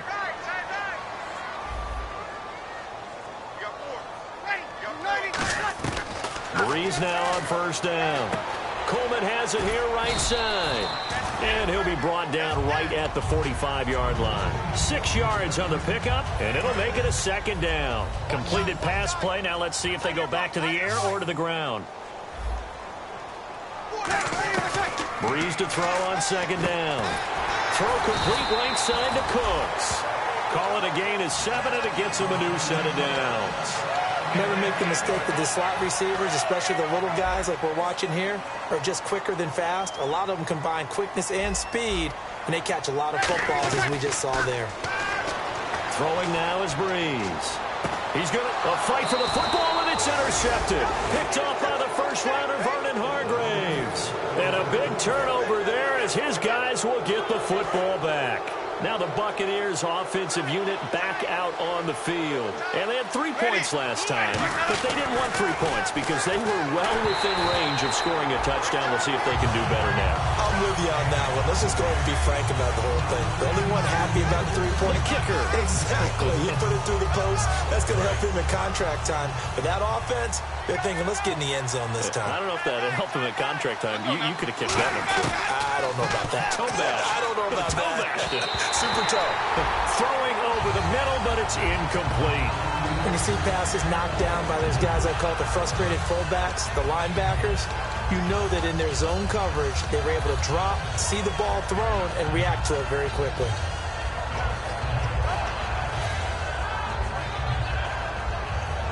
So incomplete on 2nd down. Now they'll look to convert here on 3rd.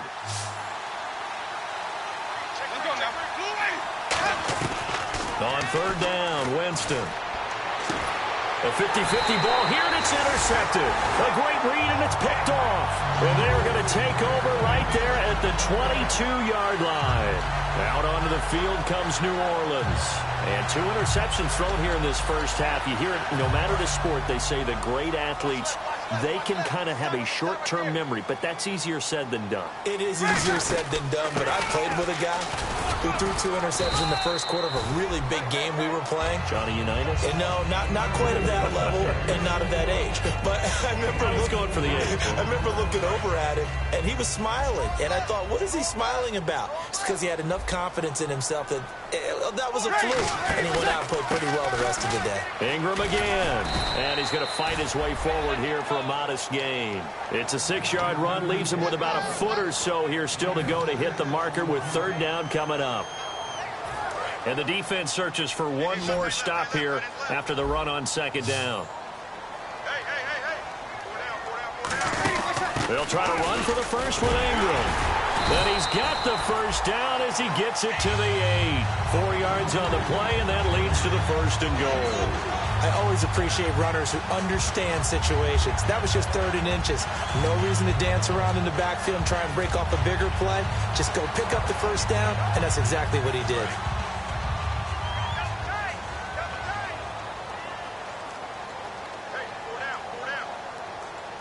They come up with one back. That's Ingram.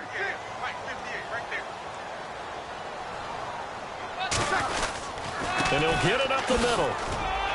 And able to push his way forward here for a good little gain. It's a good pickup of 7 yards, and now they're looking at 2nd and goal. Some runs are blocked so well, you almost forget that someone has to carry the ball to gain the yardage. The leverage by the offensive line to create space up front, really well done. They come out here in the eye. They'll look to run with Ingram. And this one will wind up with him losing yardage back to the 4-yard line. So he loses 3 yards there. Now 3rd down.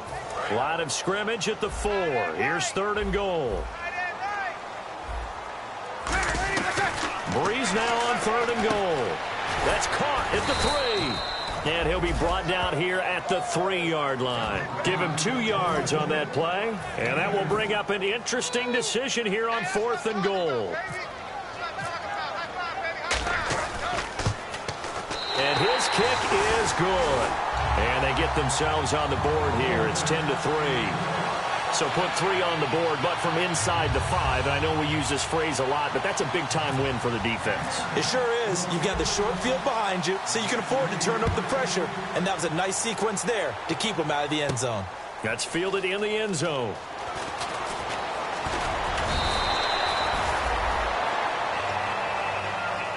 And Tampa Bay trots out there now.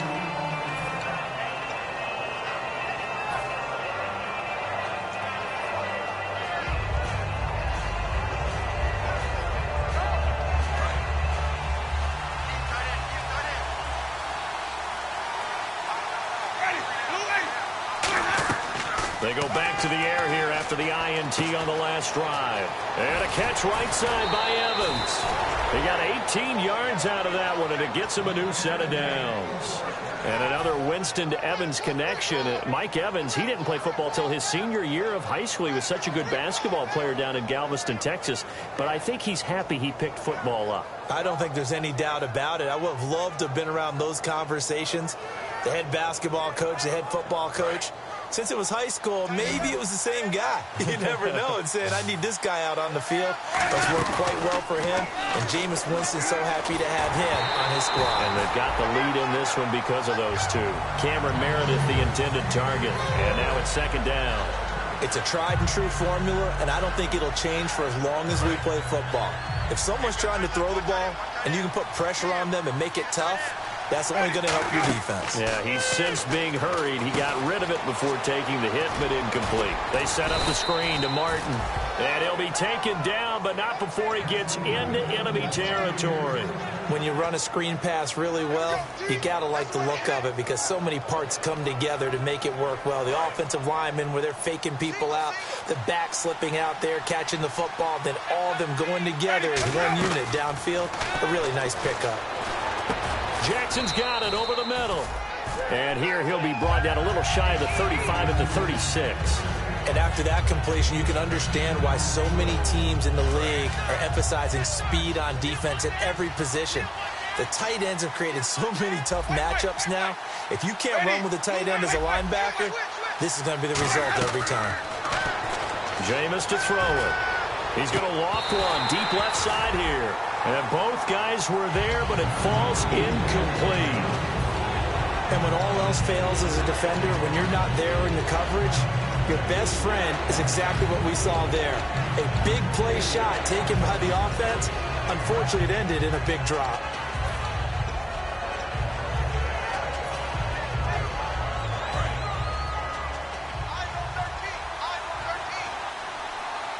They come out with one back and 3 tight ends. 3rd and short yardage. Winston bringing it in. Jackson left side. And he's got the first as they'll bring him down at the 28-yard line. 2 minutes to go here in the first half. We're back to New Orleans after this. So the offense has it 1st and 10. One man on the backfield, that's Martin. Here's Winston. And, Jameis intercepted a 3rd time. Delvin Breaux with a pick. And they'll have the football, but deep in their own territory as he's brought down at the 5. Out onto the field comes New Orleans. And after the field goal last time, we'll see what they can get here. At least they got points out of the last drive, guys. I never met an offensive coach that didn't want to drive to end with a kick. Most of them wanted to end with a PAT, right? In this case, a field goal, they'll take it. Way better than the alternative, which is a punt. Yeah, but you met fan bases that wanted that weren't happy with that field goal. I haven't met a fan base yet that wants to drive to end with a kick, other than the extra point. That's it. And they'll bring him down here up at about the 22-yard line. It's interesting because when I'm watching college football and I'm evaluating guys for the draft now, my list of fullbacks, pure fullbacks, it's a very short list. I'm probably evaluating more punters and kickers now than I am fullbacks. But doesn't matter what you call the position, it's who you put there. And there we saw completion. Normally, he's pretty reliable. Usually catches what's thrown to him. On that play, he simply dropped it. They come out 5 wide, 3 of them to the right side. Breeze to throw again. Nowhere to escape, and he goes down. Robert Ayers in there to get him, and that's sack number 8 for him on the year.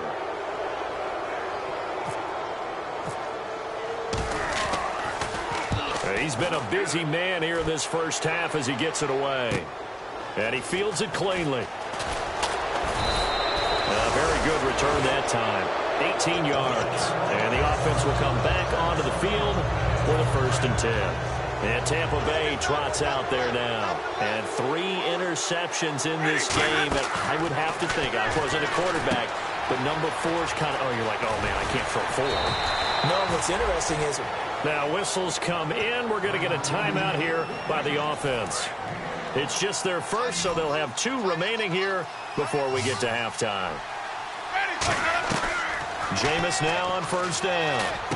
And Lawler has it over the middle. And he lost the football.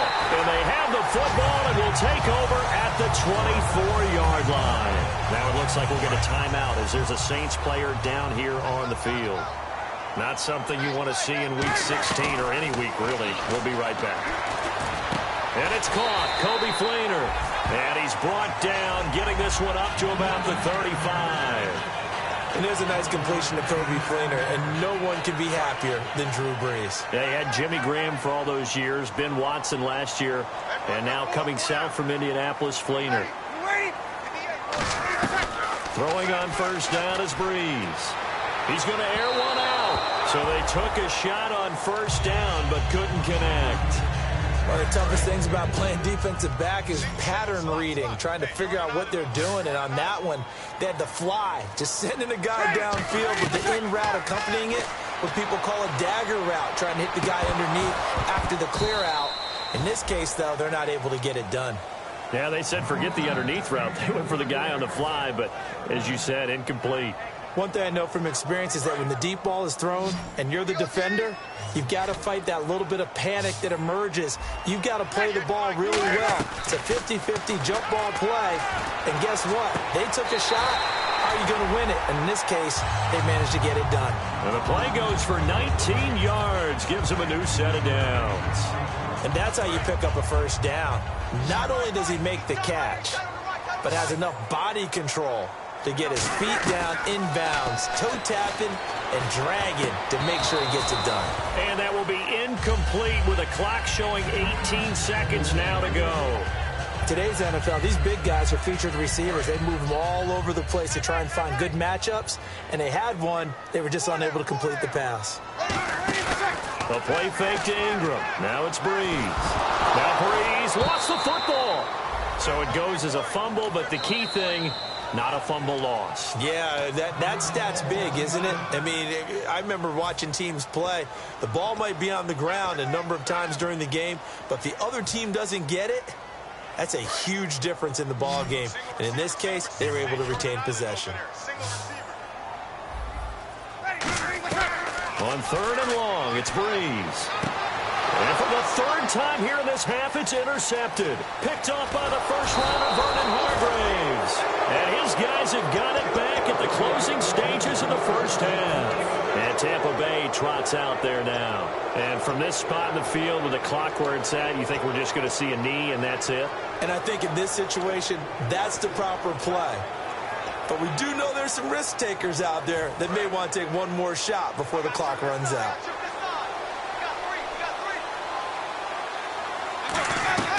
Final play of the half here, Winston.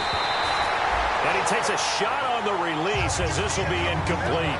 So we've reached halftime here. Let's throw in a broadcaster cliche, shall we? Both teams looking for a gift on Christmas Eve. As we send you on over to Orlando, where we'll check in with Larry Ridley. He's got our EA Sports halftime report. Larry, that'll be taken in the end zone. And he'll take this up past the 20 and down at the 22-yard line. Out come the Buccaneers. They'll have it first to start in the 3rd quarter. They have the lead. Now they'll be looking to extend that lead. And this is where I enjoy talking about one of my favorite subjects, tendency breakers, or counters, as I also like to call them. You've done things in a certain... And the pressure gets there, and Winston goes down. Curtis Lofton coming hard on the blitz. He dumps him for a loss of 8. Now Jameis on 2nd down. A hit as he throws there, incomplete. He was trying to get it to Doug Martin, and now it's 3rd down. Well, an incomplete pass certainly doesn't look like a good play. For the guy throwing it today, as many interceptions he's thrown, he's got to feel sigh of relief that the ball actually hit the ground and didn't go in the other direction. They set up the screen to Martin, and he'll get it up here this time to the 21. Call it a pickup of 7, and that'll bring up 4th down. Here's Brian Anger now, as he's on to punt for the first time this afternoon. They completed the screen, but one of the things you worry about is can the quarterback get rid of the ball before he's actually tackled? So your offensive linemen have to hold up the rushers a little bit because you want to make sure you keep your guys' jersey clean throughout the game. 12 yards on the return that time, and the Saints will take over with a 1st down and 10. Now the attention turns to the Saints offense getting ready for their first possession of the second half. They were able to get the stop defensively. Now a chance to turn that into points on the offensive end. Can you imagine what the grease board looks like at the half? Because tell me. That's exactly what they printed up. Stop them on defense, get the ball back for our offense, and go downfield and score some points. Now, the last part remains to be seen, but they got the first part done very well. Do people use grease boards, or you mean the magic marker board? Yeah, those two. The throw to the left side, caught by Coleman. And he's brought down after a good gain. A very solid gain of 27. In recent years, the slot receivers really gained stature in the NFL because they can do so many things. Yes, they can line up wide like your normal wide receiver, but they have that kind of courage and toughness to run routes in the middle of the field and become dependable targets for their quarterbacks and move the sticks. Those guys are worth their weight in gold. Give him 10 yards on the pickup, and that'll make it 2nd and a foot or so. Seeing that play and understanding just how tough it is to cover tight ends, especially the ones running around the NFL nowadays, makes me glad I didn't make it in that league. I would have had a really difficult time. But now you get to sit up here with me. Yeah, and that's fun, isn't it? And what a really nice game right there on first down for them. Brings up a nice second down for them. And they pick up a first down, and that came out of the fullback position. But as you and I both know, that doesn't necessarily mean it's a fullback playing in that spot. Well, times have changed, right? The old school fullback doesn't really exist anymore. We're not getting that same player out of college. With all the spread offenses, not very many pro style, where you actually have a true fullback. We're having to make do in the NFL and put guys in that spot who emulate it but aren't necessarily that position. In the red zone this time.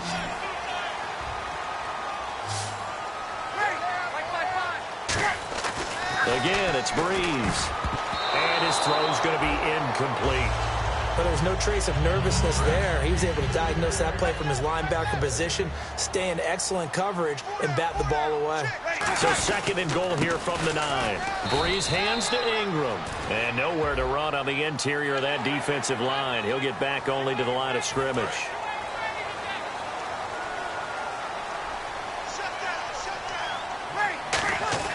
Now Breeze again.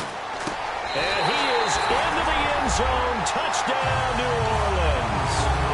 Willie Snead with touchdown number 7 on the year. And the Saints are within an extra point of tying this thing up. And his kick is good. Nothing separating these two teams on the scoreboard as the kick's away here. That'll be taken in the end zone.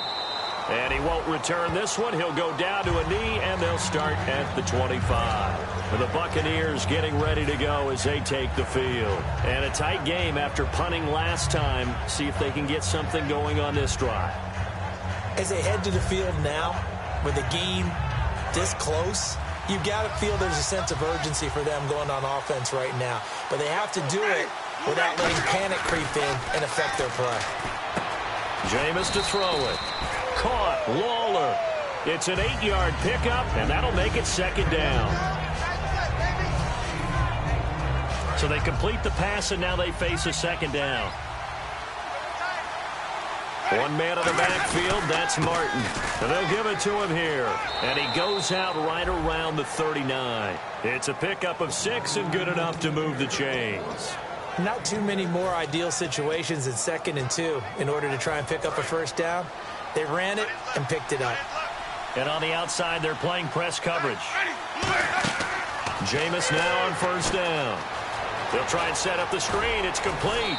And he's brought down. 13 yards there on the pickup. And it'll give the Bucs a first down. And at his size, he's a smaller back. You can get him to football. He can kind of get lost, make someone miss. It's good for him. Yeah, it's great for him. I like what you said there. Sometimes he gets lost in the traffic a little bit. But get him out in the open field into some space. That plays to his strengths the best and keeps him out of it where all the big boys are. You know, make him make someone miss in the open field. Second down, Winston. Oh, it's a screen pass. That's complete. And he's brought down. And give him 14 yards that time and a fresh set of downs. So here we go, 1st and 10 now. I'm going to show my age here a little bit. We used to talk about running backs catching the ball as safety valves. Nowadays, they're a big part of the passing offense. Quit acting like you're so old. You're only 65. And that was a heck of a shot right there by Jameis Winston. Boy, he has a superior right arm, doesn't he? You saw him play baseball. Yeah, he's actually a switch hitter in baseball. Outfielder, and then, of course, a very hard-throwing pitcher. And he's got it. Caught in the end zone. Touchdown, Tampa Bay. Their dangerous wide receiver from 4 yards out. And the Bucs are going to take the lead. And he puts it through.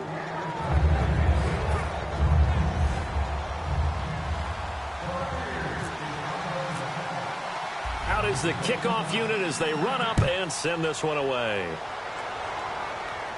That's fielded in the end zone.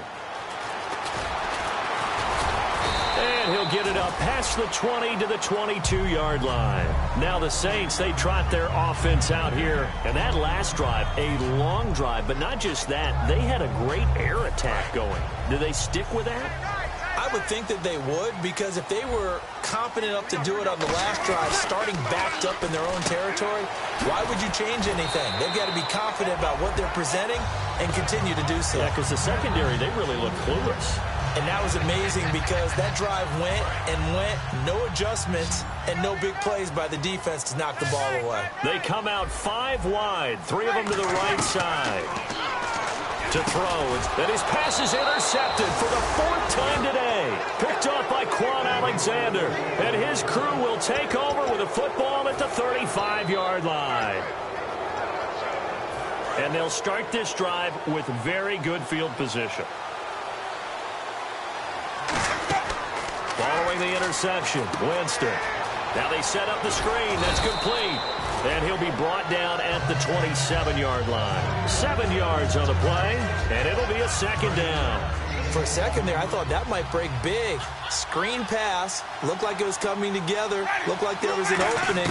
Still, ended up with a solid game. And Lawler has it over the middle. And he's able to get it to the edge of the red zone at the 20-yard line. Offense comes to the line now, 1st and 10. One of the feature points of the in route is being able to make a nice throw to the middle part of the field. And for a quarterback, that's one of the better throws and better looks that he'll get. But he has to be careful not to wait too long and let his receiver wander into some tough territory. If he's late with the ball, he can get his receiver hit and hit hard. Jameis again. And that one almost intercepted. Far too loose with the football here. Nearly a 4th pick. And it's 3rd down. Tremendous coverage there. Just did not catch the football and complete the interception. But what do they say all the time? If he had really good hands, he'd be playing offense. So 3rd and 7 and an extra defensive back on the field here. Definitely want to play coverage here. On 3rd down, Winston. Complete. He finds Bray. And he's into the end zone for a Tampa Bay touchdown. Cameron Brate, his 3rd touchdown now on the year. And the Bucs are going to add on to their lead. And this one through the uprights and good. Set now to kick this one away, and off it goes. That's fielded in the end zone. Out onto the field comes New Orleans.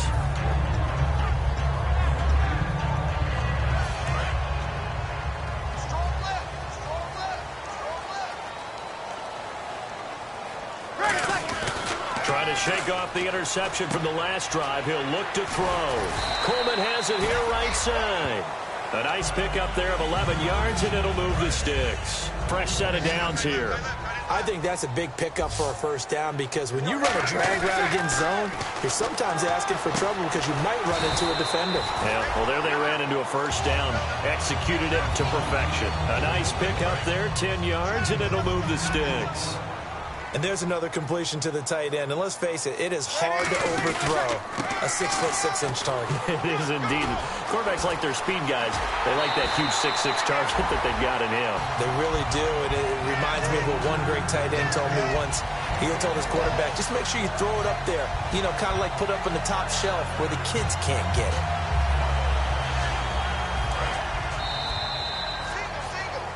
Back now here live in New Orleans. It's the Saints who hold the football, but they're trailing as we begin the 4th quarter of play.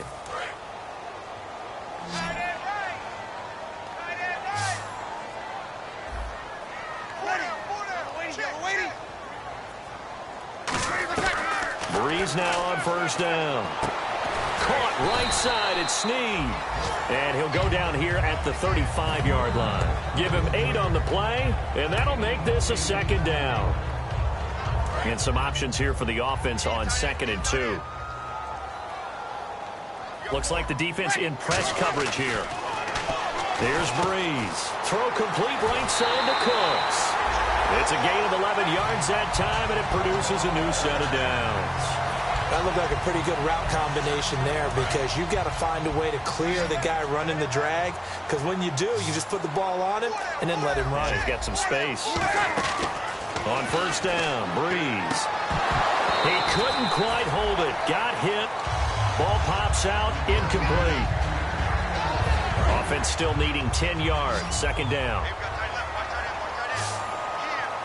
Shift together here from the D-line. Now Breeze. Johnson with a completion over the middle. It's a gain of 6 on the play, and it'll be third down.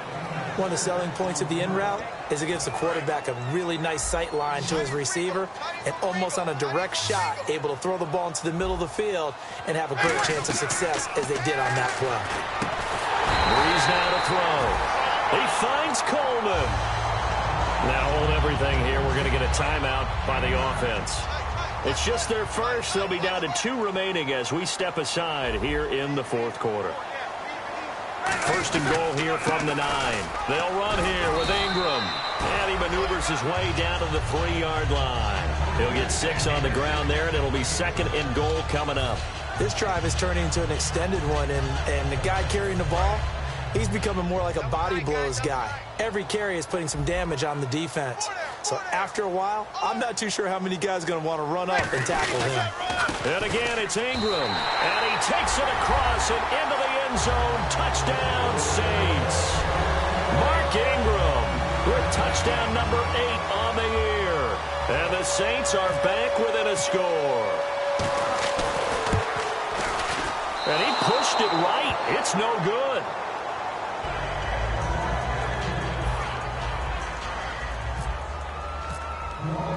Morstead out now following the touchdown to kick. This fielded a few yards into the end zone. And he'll get across the 20 before he's brought down at about the 23-yard line. And Tampa Bay trots out there now. And that recipe on their last drive that resulted in a touchdown looked pretty good, so they'll be hoping to do that once more. And it takes me back to when we sat with the offensive coordinator and the head coach. They felt pretty good about their game plan and thought there were some holes in the defense, and they exploited them the last time out. Let's see if they can come back and put together a similar drive. And we'll see if they can do just that. There goes Doug Martin. Touchdown, Tampa Bay. Doug Martin, 76 yards. And the Buccaneers here finding a way to stretch their lead. Well, he's used to running it that distance. Here he had to catch it, too, before making the run. Heck of a play for the score. There's not many things better for an offense than a back who's a complete guy who can run it and catch it. And we just saw him complete a big-time play for a touchdown. That'll be taken in the end zone. And this return net's positive as he gets past the 25 and up to the 27-yard line. Back out onto the field now comes the New Orleans offense. And that last drive, so effective in the passing game, resulting in the touchdown. Maybe not many people were focused on the trenches. There was good protection there. Excellent protection. So now, defensively, you've almost got to get down to those starters blocks like yours. Willie Snead all alone. Touchdown, New Orleans. Willie Snead with his second touchdown of the game, number 8 on the season. And the Saints make some inroads here to that deficit. I know Paul Revere talked about by land or by sea, right? You know, 1 by land, 2 by sea. He didn't mention air because right now we're seeing a big-time performance, aren't we? That's 2 touchdowns so far in this game. Where'd you pull that one from? And, you know, every now and then I actually listened in history class. And you're just a scholar all the way around. You're reading all the time. I like that you fit that in the broadcast. You know, I just grab a nugget when I can. And last year, that would have been a net gain of 5 on the return. This year, he stopped where he would have been if he had taken a knee, and that's at the 25. And Tampa Bay trots out there now. And following that long touchdown pass, a 1-play drive last time, to see if the defense, you know they're ready. They don't want that to happen again. And you would have thought they would have been ready the last time. That's what you work on all the time. Make sure. Mike Evans, he's going to go. Past the 20. Touchdown, Tampa Bay. Mike Evans with touchdown number 7 on the year. And the Bucs are going to add on to their lead. As a fan, is there anything prettier than a well-executed post route? No, it's a thing of beauty, especially when it's done like that for a touchdown. The throw, the catch, and how about the run after to get it to the end zone? The kickoff unit is out on the field, and they will send this one away. That'll be taken in the end zone. And he's up past the 20 to the 22-yard line. Out is the Saints offense now as they get ready to take over here. And last time the formula was pretty simple. One play drive, long pass. That maybe they just want to do that again, right? And that's exactly how you want to draw things up. Whether it's on your grease board, right, in your playbook, one play drive is exactly what you want on offense. What they have to be careful of is not having a letdown. It was real easy last time. They can't expect that going forward. Yeah, we'll see if it's that easy here. They're going to hurry back to the line now. On 1st and 10, here's Bruce. And no escaping this time as he'll go down. They got him for a sack. Quan Alexander coming hard on the blitz. He dumps him for a loss of 8.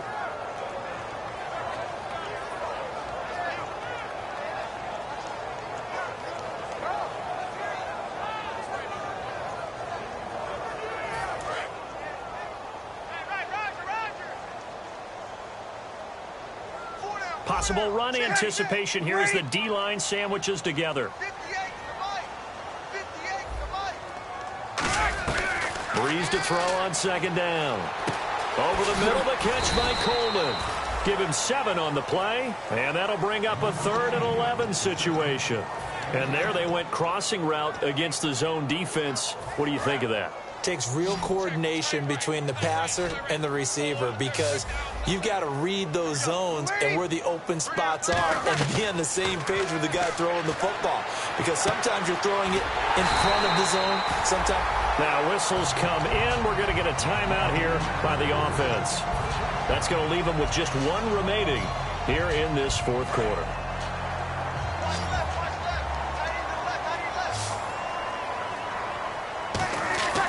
Breeze now on 1st down. Caught by Snead over the middle. And he'll be brought down at the 45-yard line. A gain of 4 on the play, and that'll bring up 2nd down. And they're going to hurry back to the line now. To throw is Breeze. It's complete to Snead. And he's brought down after a good gain. A nice gain of 21 yards.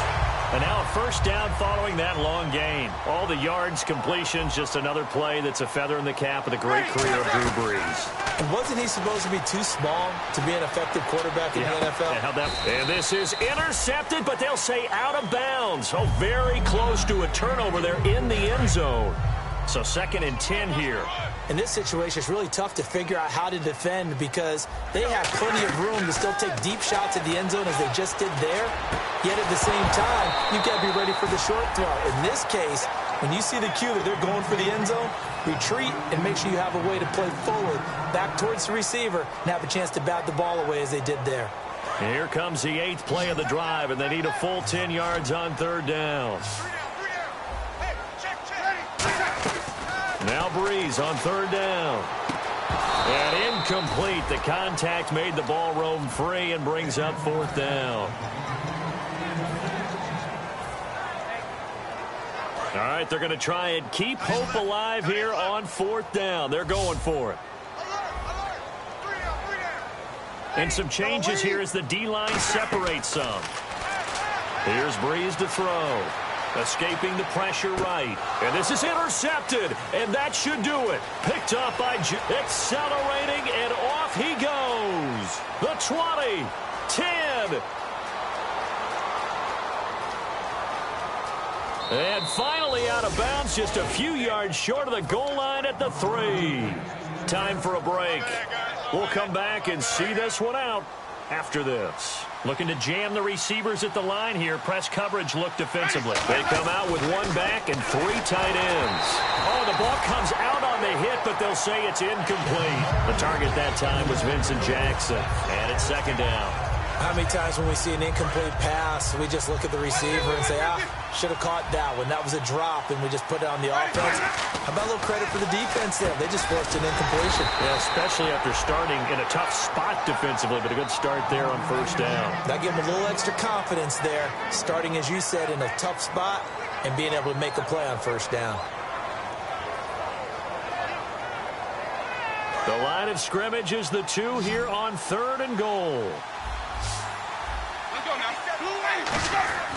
Winston on 3rd and 2. And that is incomplete.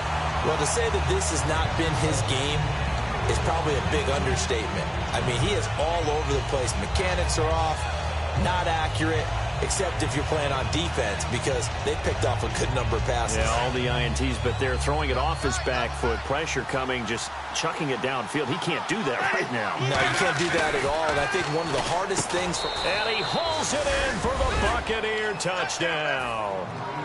Vincent Jackson with his 2nd touchdown of the game, 4th of the year. And the Bucs capitalize on the short field as they take it in for 6. The kickoff team on the field now as they will send this one away. That's fielded in the end zone. A beautiful fake. And he will be brought down here at about the 17-yard line. Out onto the field comes New Orleans. They're down big here late. I don't know. You just one last drive here for pride. Some people like to do that. I remember playing for a guy once. We were down huge, and someone said, "Coach, what do you want to call?" He just waved a hand like, who cares? Let's get out of here and do something some other time. But some teams like to do something at the end to feel a little bit better as they continue to move forward. Yeah, probably just want to put this one behind them. Try to get it to Willie Snead there. That'll bring up 2nd down. Let's give some credit to the defensive guys on that play. Able to bat that one away. Sure looked like they were trying to hit the corner route. Now Breeze. And his throw is incomplete. Brandon Cooks, the receiver he was going after. And it'll bring up 3rd down. It's always tough for the guys throwing the football when they think they've got a completion and the ball's almost there, and then someone sneaks a hand or two in and bats it away. From the gun on 3rd down, Breeze. It's complete to Flainer. And he is out of bounds, getting it across the 30-yard line. In his career, he has a spell of 10 straight seasons, 4,000 yards or more. Only quarterback to do that. We're seeing more of it here in this one. We better not take it for granted, because what we're watching, it's vintage Drew Brees, but it still is excellent. And able to get this one across the 45 before he's brought down. And they're going to speed things up here. Partner, it's a lot of fun watching the NFL now, isn't it? Because when the big fella runs routes, it used to be when we were kids, he'd run about 3 different routes, and that was it. Now he can run anything and catch the balls we just saw there. So the incomplete pass brings up 2nd down.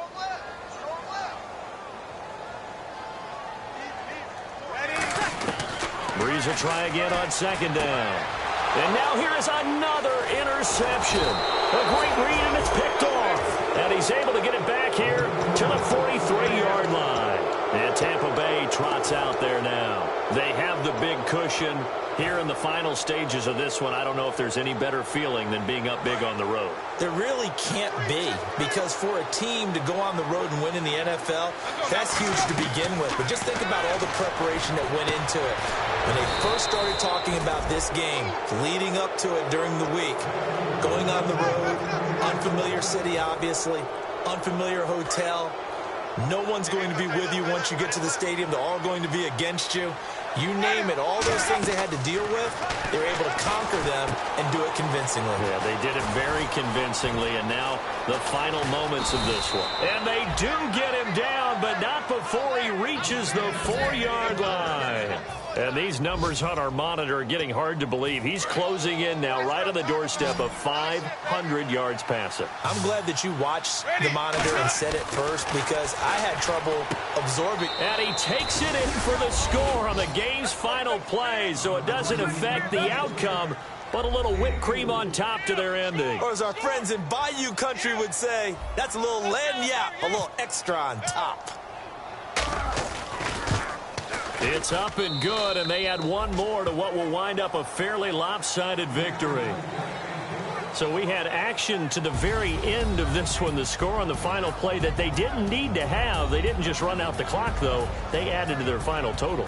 played it all the way to the end. And, you know, some coaches preach that and tell their teams, that's what I want all the time.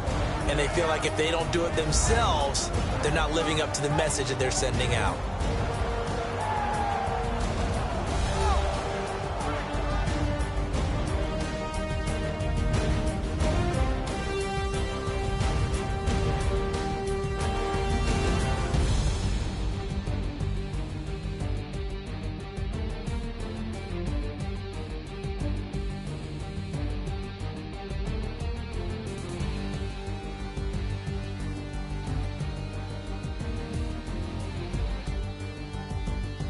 So that'll do it for my partner, Charles Davis, and the best darn crew in the industry. I'm Brandon Gaudin. This has been a presentation of the NFL on EA Sports. Till next time, we say so long from the Bayou.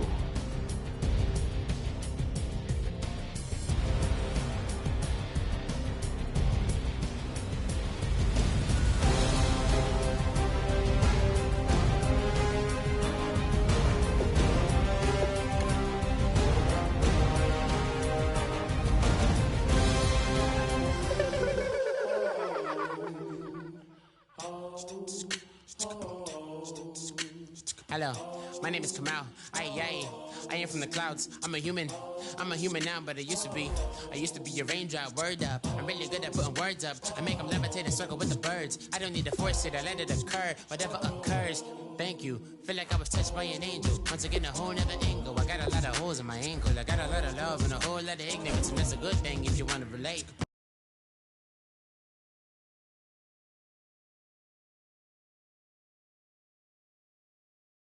I'm just trying to relate. I'm just trying to relate. I'm just trying to relate. I'm just trying to relate. Presence now. Presence. Come out. Come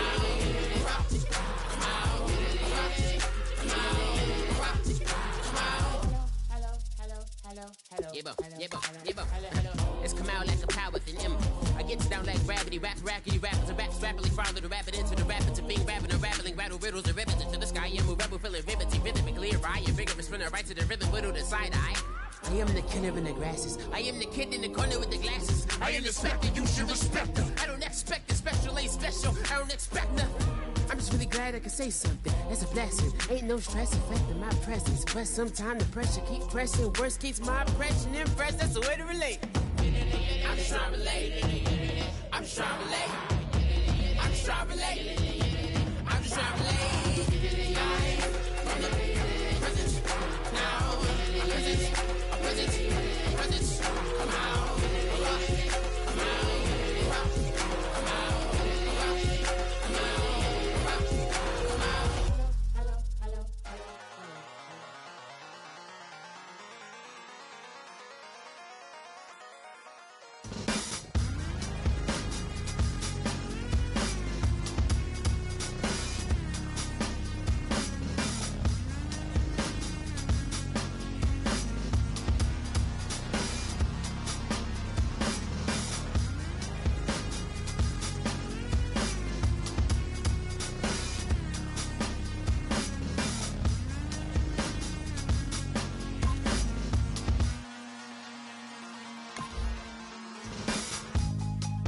Draw. Hard to admit that I used to draw. Portraiture in a human form. Doodle of a two-headed unicorn. It was soothing. Moving his arm in a fusion of man-made tools and amused from beyond. Even if it went beautifully wrong, it was tangible truth for a youth who refused to belong. No-name nuisance. Who's in a bedroom? Who's in a brand new cuneiform? Barely commune with the horde. Got a whole grayscale ungluing his world. Might zone out to the yap of the magpie. Unseen hand dragging his graphite. Cross contour, little bit of backlight. Black ink after a Bristol to baptize. You can imagine a rush that ensue when you get 3 dimensions stuffed in a 2. Then it's off to a school where it's all you get to. Being trained and observed by a capable few. Back in New York by peeps and a dog in a 2-bedroom. Doing menial jobs. Plus rhyming and stealing and being a clod. Distractions, freedom, a rod. I left some years of giving a light. I left some will of spirit. Hello, everybody. I'm Larry Ridley, and this is Madden 17 on EA Sports. Today's matchup features one of the more dangerous pass rushes. The Bengals are top 10 in total sacks, And they'll be up against the Ravens offensive line that wants to shut that down.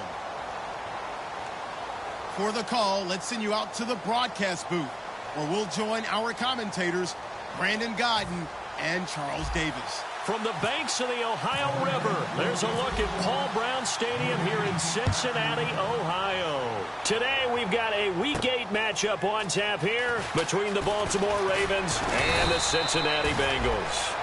And not a bad return here. He gets it out to the 25-yard line.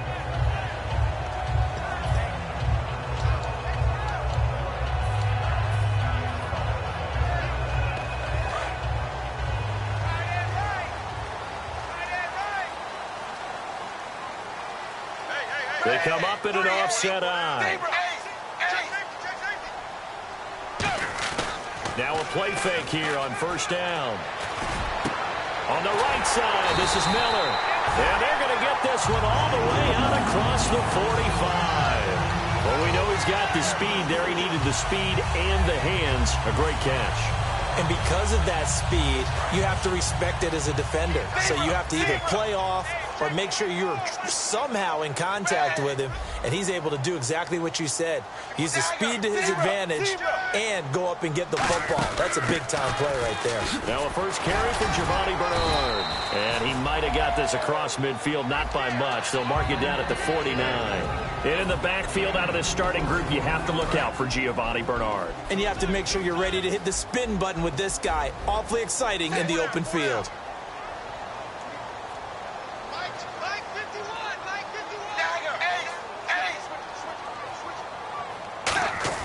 It's second down. Dalton looking. Deep drop. And he fires one that's intercepted. Picked off by the linebacker, C.J. Mosley. And his crew will take over at their own 45-yard line.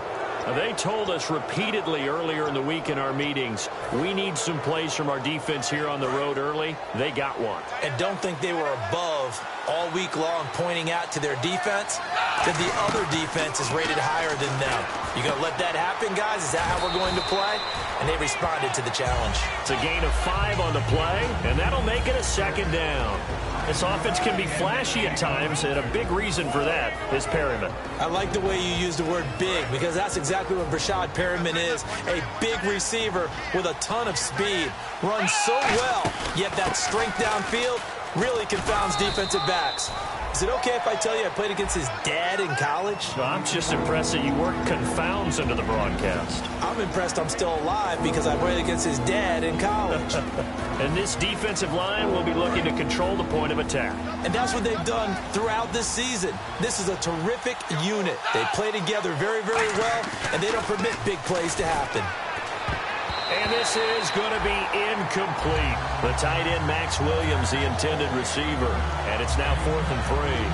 I'm not sure we could spot any tendency here on this third down. They could have run it or passed it. Either one was available.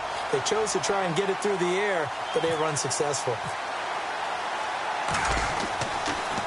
Yeah, this is a high kick, but it's not going anywhere.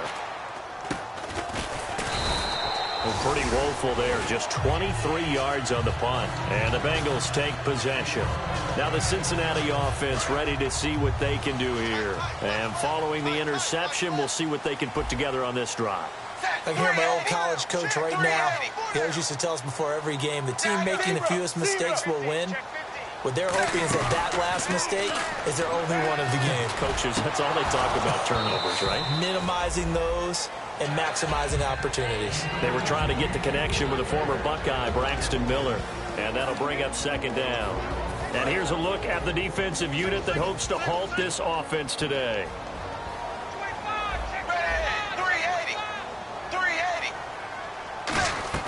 Passing again. Dalton on 2nd and 10. And he's got the hook up to Brandon LaFell. And he'll get it up to the 33-yard line. It's a gain of 9 yards. And that is going to set up a 3rd and 1. And that's the kind of pass that adds up over time, Brandon. You may not have picked up a first down there, but if you keep chipping away at it, eventually big plays may result. Completed pass on 2nd down. Now it's 3rd down as the defense looks for the stop. Wide 20. Wide 20. Dalton gives to Bernard. A loss of a yard, and it brings up 4th. And looking at this play from the running back's perspective, as it developed, I know he had to think to himself, oh no, here they come.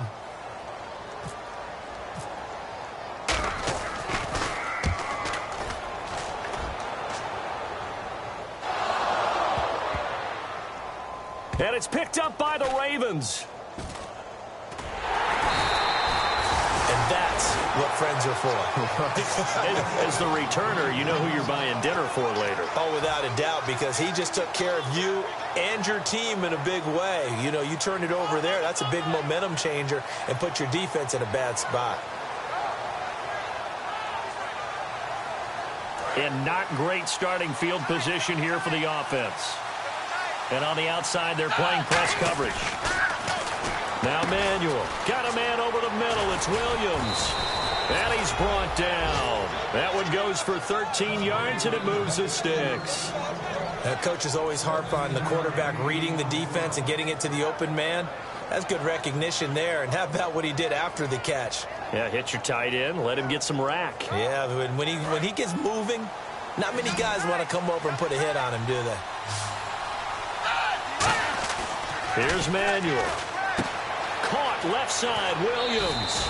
It'll be a pickup of 10 yards. And it'll be second and very short.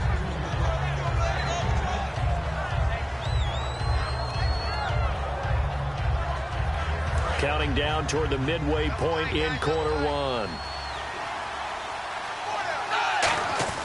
He'll look to throw. That's complete to Williams out of the backfield. And he's able to get out to the 32, brought down there.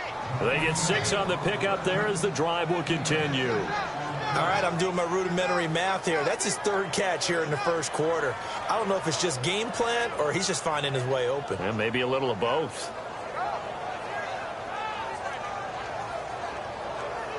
First down and 10 now for the offensive group. They run Smallwood. 7 yards on the pickup there, and it'll leave them with a 2nd and 3.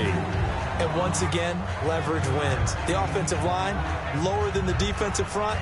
They moved them and found some good space for the guy carrying the ball. 3 yards to go on 2nd down.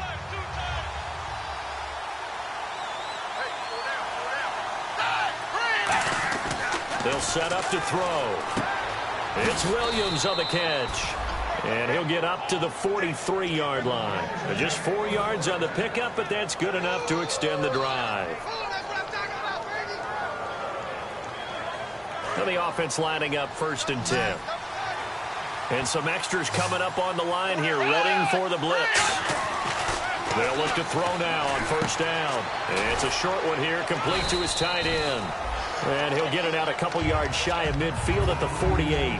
5 yards on the pickup, and it's a 2nd down. I'm wondering if the same thing went through your mind as mine. When I see a big man like that make a catch, all I keep thinking to myself is, big man with football. Look out, everyone. He may not juke you a whole lot, right? He may not run past you because of his size. You're talking about a guy weighing in the 270 range. But, boy, once he gets his mitts on the ball, he's going to be tough to bring down. Well, this is caught by Williams. It's a 9-yard gain, and it keeps the drive moving. This offense is in rhythm now, just accumulating first downs and moving the ball downfield.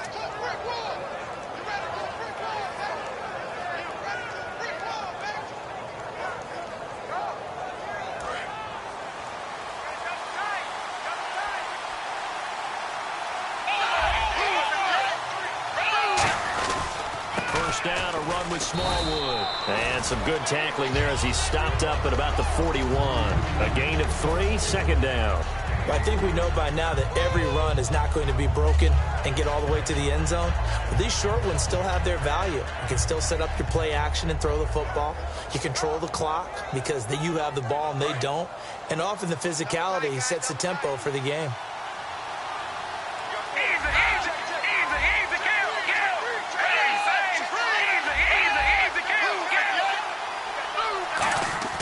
They're going to look to throw. Looking left side, he's got it, complete. And he's brought down. Give him 11 yards that time and a new set of downs. It's a nice completion, a little bit of run after catch as well to create the yardage that they got. But it is so tough to cover that route, the drag route, because they run it at varying speeds. Because the key is to create hesitancy on the defender's part. Always so empathetic for those DBs, aren't you? And he'll get this one down to about the 27. Give him 3 on first down. It'll set up a 2nd and 7. Some of the most unselfish players on any football team, defensive tackles, because we ask them to just eat up blocks, allow other people to make tackles. But when he can make a play himself, as we just saw there, that's a big day.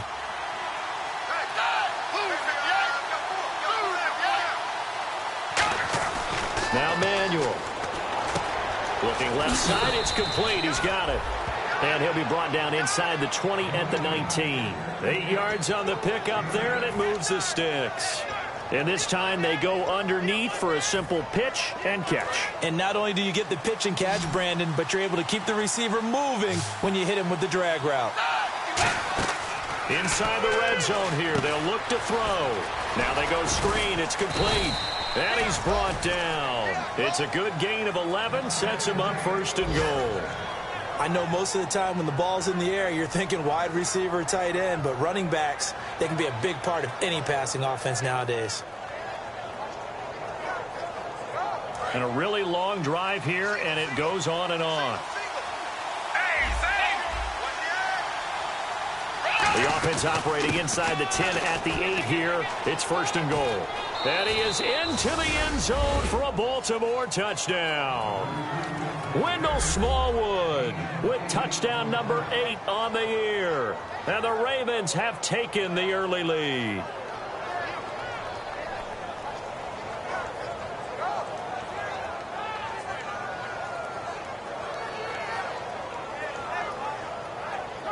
Justin Tucker for the extra point. And the Ravens lead at 7-0.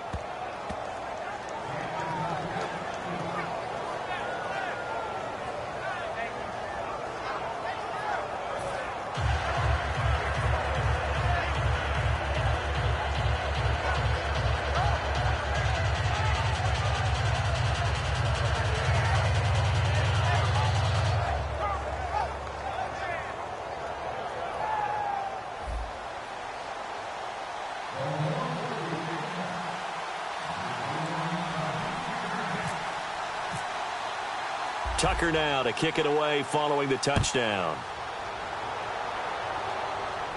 Fielded about a yard deep. And he'll take it past the 25 and up to the 28-yard line. Cincinnati now ready to take the field. And still no points on the scoreboard. You're coming off of the 3 and out.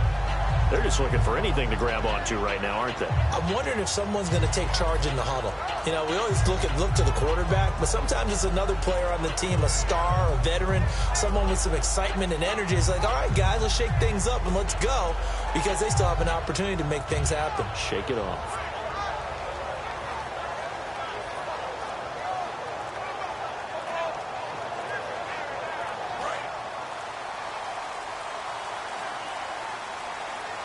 Now with just 1 second showing on the play clock, we're going to get a timeout.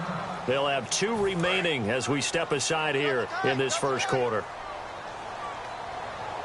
Wide 20. Wide 20. 51 to fight. 51 to fight. And watch the slant.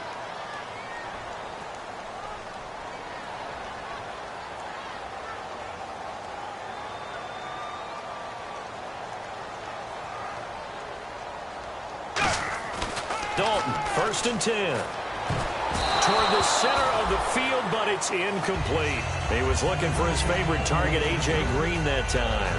And that'll bring up 2nd down. And that one was knocked away, and I think the defenders are going to be a little upset with themselves. They made the play on the football, but that one felt like a forced pass by the quarterback. Thought he had someone open. He really wasn't. Maybe an example of having too much confidence in his receiver that no matter what, I'm going to throw it to him.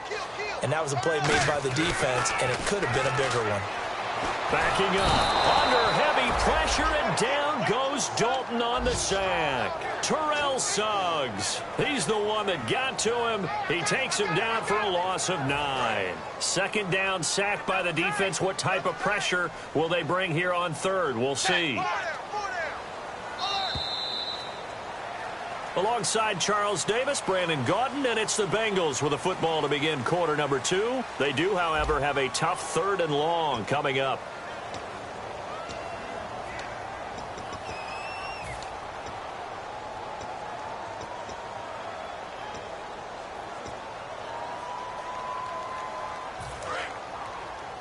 Double right, guys, double right. 3 down. Set, blue, 10. Zebra. Dagger. Lucky. 3rd and long. What will Dalton dial up? Completion left side to Miller. It's a pickup of 19 yards on the play, and it'll be 4th down.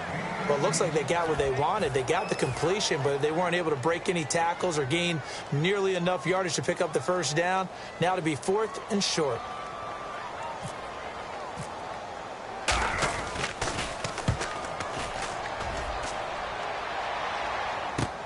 This is taken at the 15. It's a 45-yard punt, but a decent return there of 9 yards. And the Ravens, they'll take over. And now Baltimore gets set to take the field. And they will simply, Charles, be looking to duplicate what they did last drive when they were able to push it in for 6.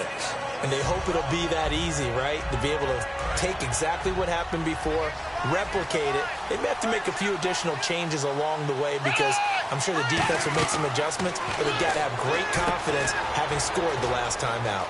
They'll try and set up the screen. It's complete. And he's brought down after a good gain. They get 28 yards on that one. And it's good enough for a Baltimore 1st down.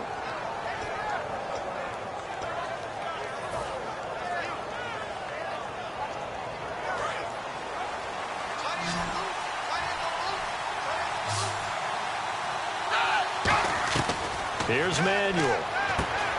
Firing quickly here, and that's complete. And able to break one tackle, but then quickly brought down. But a nice little gain. Partner, nothing complicated here. This is just a pretty simple drag route. You're exactly right, Brandon. Instead of throwing it downfield, they just throw it underneath and let the receiver do the work. 2nd down now after the pass completion.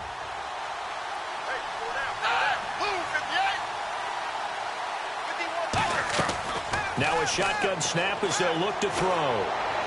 Looking for Perriman, and it's intercepted. Picked off by Adam Jones. And a big turnover there as his guys will get the football back. The Bengal offense now gets set to head back out onto the field. And 3 and out on the last drive. No points on the scoreboard. What, soul searching now? I would say so, and they need to help out their defense a little bit. They've had to be on the field a lot more than normal, put them in some tough spots. But what's the old adage? When you get another chance, it gives you a better chance to do it right. And it pops free. The collision there jarred the ball loose and brings up 2nd down.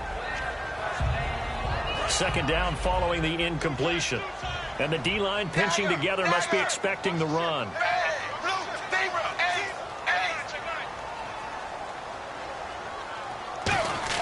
Another look for Dalton on 2nd and 10. Going deep this time, and this is going to be intercepted. A great read, and it's picked off. And his guys are going to take over at their own 48-yard line. And now Baltimore gets set to take the field.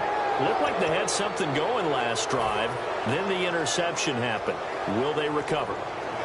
The memory they need to keep with them is that they did have something going. They were moving the ball on offense, had a nice sequence going. Don't worry about the other part. You can't get that back. Let's get back to what you were doing well before. I thought you were going to say they need to have no memory, but remember the good part, forget the bad. I like that even better. And he got blown up, losing yardage on the play back at the 44. A loss of a full 3 yards, and now it's 2nd down. And the offense there, the O-line, everybody really on offense, they were just manhandled at the point of attack. Yeah, you could pretty much call them all out, couldn't you? Almost by name, right? That was a very tough sequence for the offensive line. But how about that defensive front creating a new line of scrimmage and creating a lost yardage possibility? Now back to throw. Oh, it's a screen pass. That's complete. And he'll be brought down just shy of midfield at the 49-yard line. It'll be a gain of 4, and that'll bring up a 3rd down. So many things have to come together just right for a screen pass to break for big yardage. The blocking, the timing of the pass to the runner, everything has to fit together just right. But on that play, the defense was able to disrupt things and hold it to a short gain.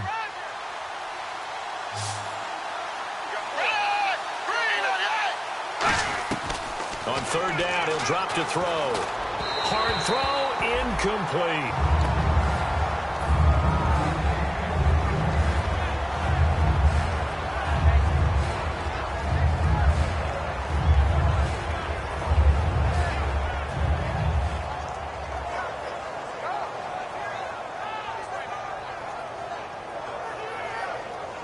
The Ravens send their punter out now as he'll punt it away for the 2nd time.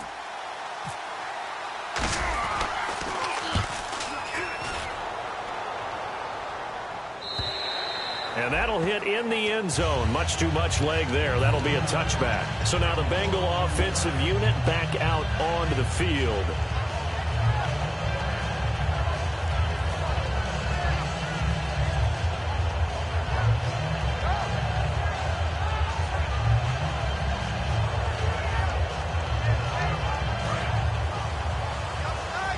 Shift together here from the D-line.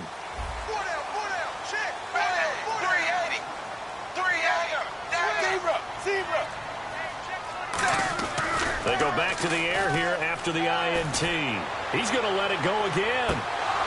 And that one falls incomplete. Looked like he might have had position there, but he couldn't hold on it at 2nd down. Well, partner, I guess that answers the question about whether they're going to sit on it or not. It does. Now we'll see if they try that again. Yeah, I think what we find on plays like that, when you take that shot, if you're unsuccessful, then you go way more conservative to finish the half, you know? I think that's the way they'll go.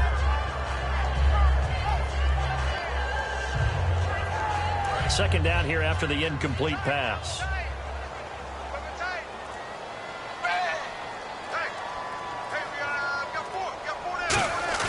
Dalton bootlegs out.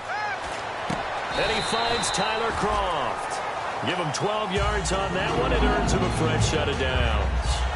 So there on that play, offensively, they ran the crossing route. Defense was in zone coverage. So as a former DB, how tough is it to defend that? It's really difficult because your natural inclination is to chase the receiver and maybe leave your zone. So you have to have discipline in order to talk to your other coverage guys and let him know that that receiver's crossing from your zone to the next zone. He's coming your way. Make sure you have him. And then when the ball is actually thrown, secure the tackle. When they're moving on crossing routes, if you miss a tackle, it usually results in a big play. Now a play fake here on 1st down. He's got him in, complete. And he's finally taken down, but not before getting across midfield and across the 45-yard line. Nice completion there for Andy Dalton. Charles, you worked some of his games when he was at TCU. Now you've worked his games in the NFL. What progression have you seen?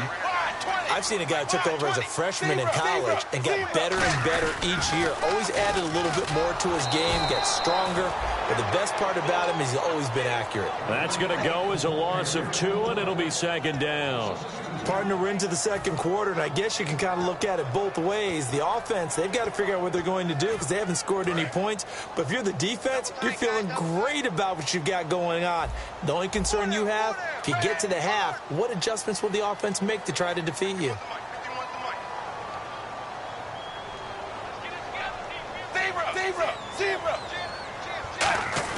It's 2nd down. Dalton looking. And the hit jarred it loose.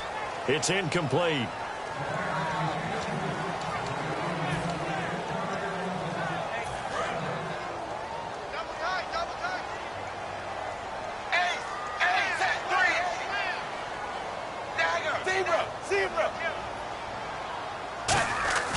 Third down, a shot here for Dalton. Now he's hit, and Dalton lost the football. Look at the big man rumble. And it's picked up by the Ravens. And this is going to be brought back for a Baltimore touchdown. So the defense forces the fumble. They get the score, and a guy on defense becoming offensive there, Charles. And you know they love that. Any guy on defense loves to pick up the ball and have it in his hands and try and score himself. In this case, that's exactly what happened. He'll be singing in the shower postgame. And it's good to make it 14-0. So here's the kickoff now as they'll get it again following that fumble return for a score. And this will not be returnable. It's out of the back of the end zone for a touchback. The Bengals offense now, they head back onto the field.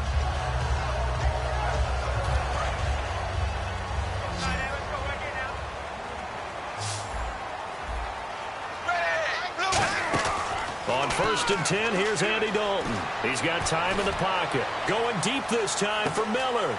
That's caught inside the 20. A big play there for the Bengals. 58 yards. That was good coverage, but it was an even better catch. Great job by both of them, but only one of them ultimately was the winner coming down with the football.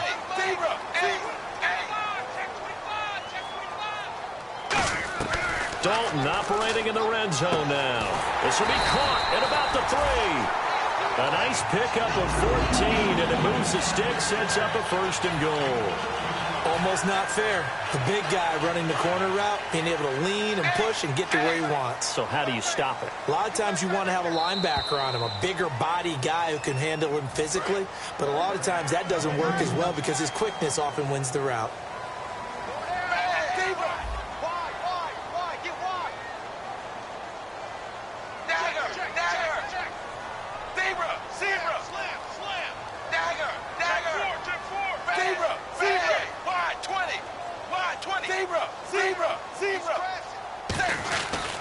They'll run here with Bernard.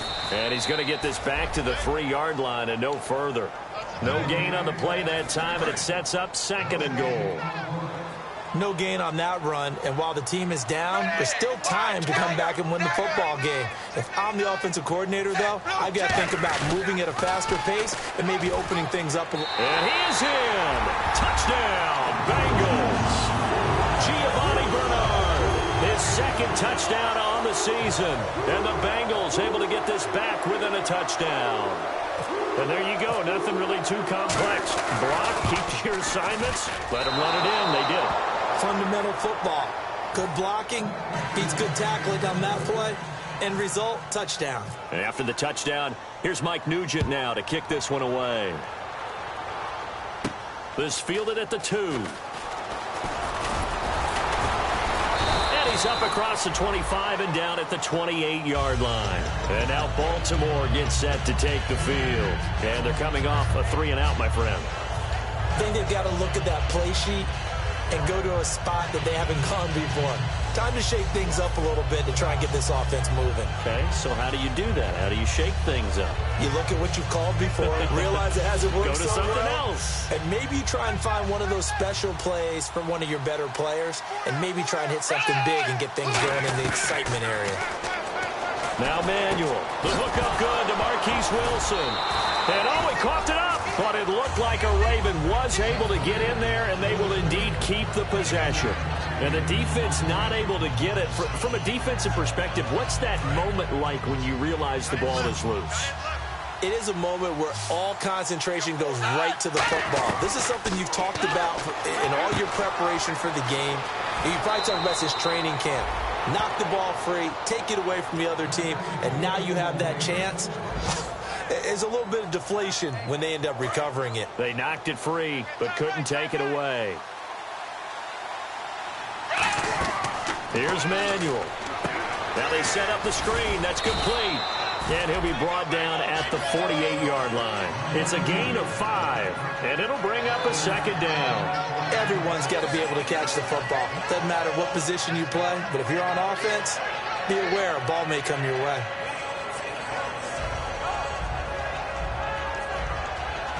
Creeping up on a minute to play in this first half.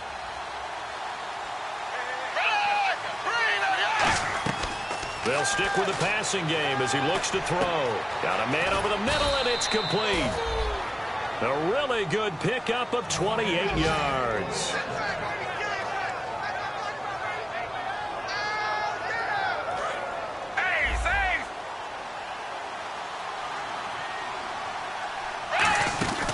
They'll run it now out of the gun. And he's going to push his way down to about the 12. Now hold everything here. We're going to get a timeout by the offense. It's just their first, so they'll have 2 remaining here before we get to halftime. So this brings up a 2nd and 2.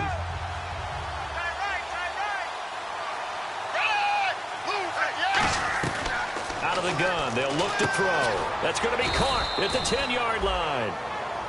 Now whistles come in. We're going to get a timeout here by the offense. So that means they're down to 1 remaining here as we head toward halftime. And here comes play number 6 on this drive.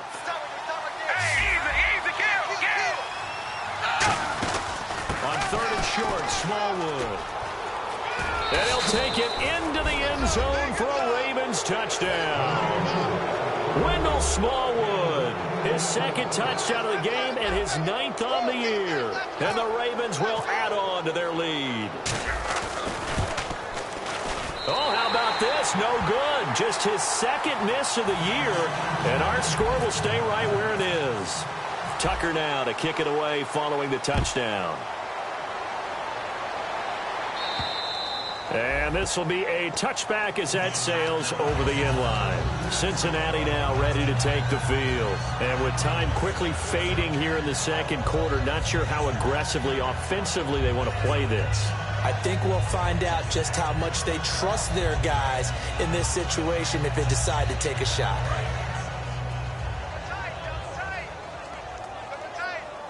Possible run anticipation here as the D-line sandwiches together. They go play action here on 1st down.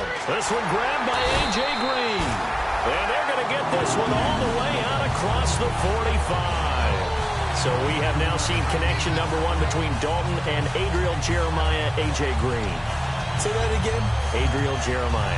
Look at you. You are full of knowledge and information. And you know something? I bet Andy Dalton learned his full name as well because he figured out quickly, this is going to be my number 1 target. I got to know this guy in a big way. So we have reached halftime here with the visiting Ravens out in front. As we'll send you down to Orlando as we check in with Larry Ridley and our EA Sports Halftime Report. Larry?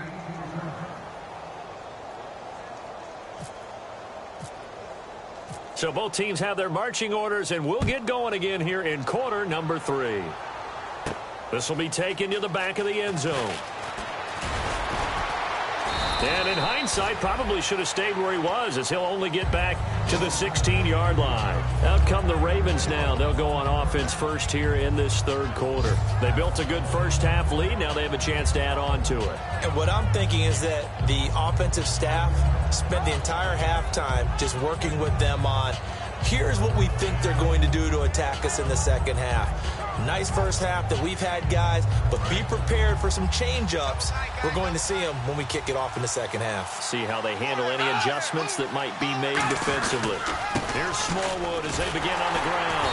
Try to find a lane, but instead he'll get back to the line of scrimmage and no more. That's going to go as a loss of a yard, and it'll be 2nd down.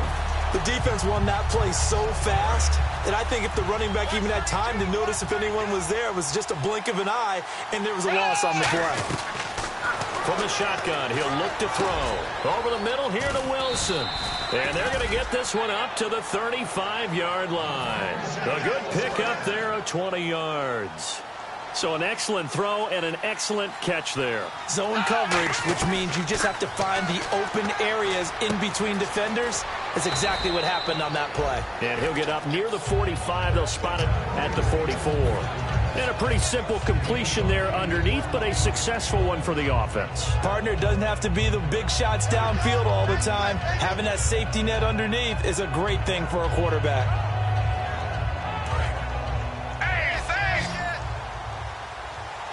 Looks like the defense in press coverage here. On 2nd down, Smallwood. And he's brought down. We'll give him 10 yards on that one, and that'll earn him a fresh set of downs.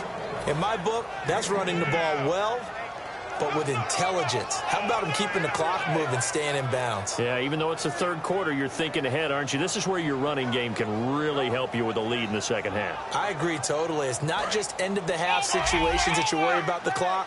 It's throughout the game, and with a lead, stay in bounds. Make them fight harder to try and catch you. A run with Smallwood.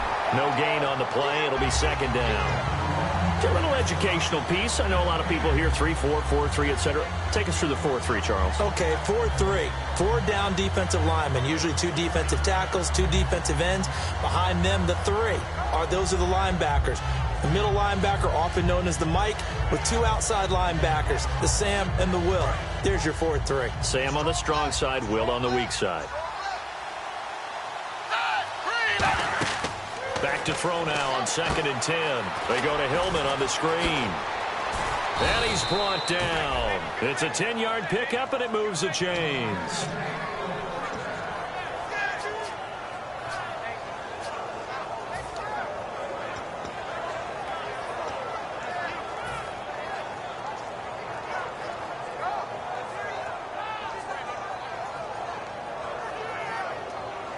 So the offense has it 1st and 10. Now Manuel. Quick hitter here. It's complete. And this time not quite to the 30. It'll be down at the 31-yard line.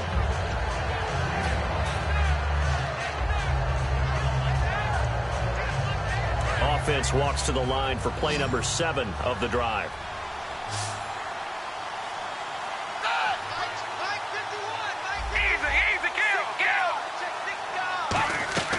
Now they'll throw here out of the gun. He's going to look deep down the field. And, oh, not only did he drop it, he dropped it in the end zone.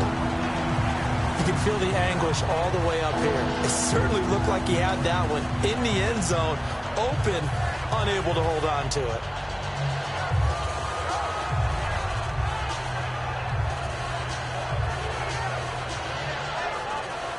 And on 3rd and 5, this will be the 8th play of the drive.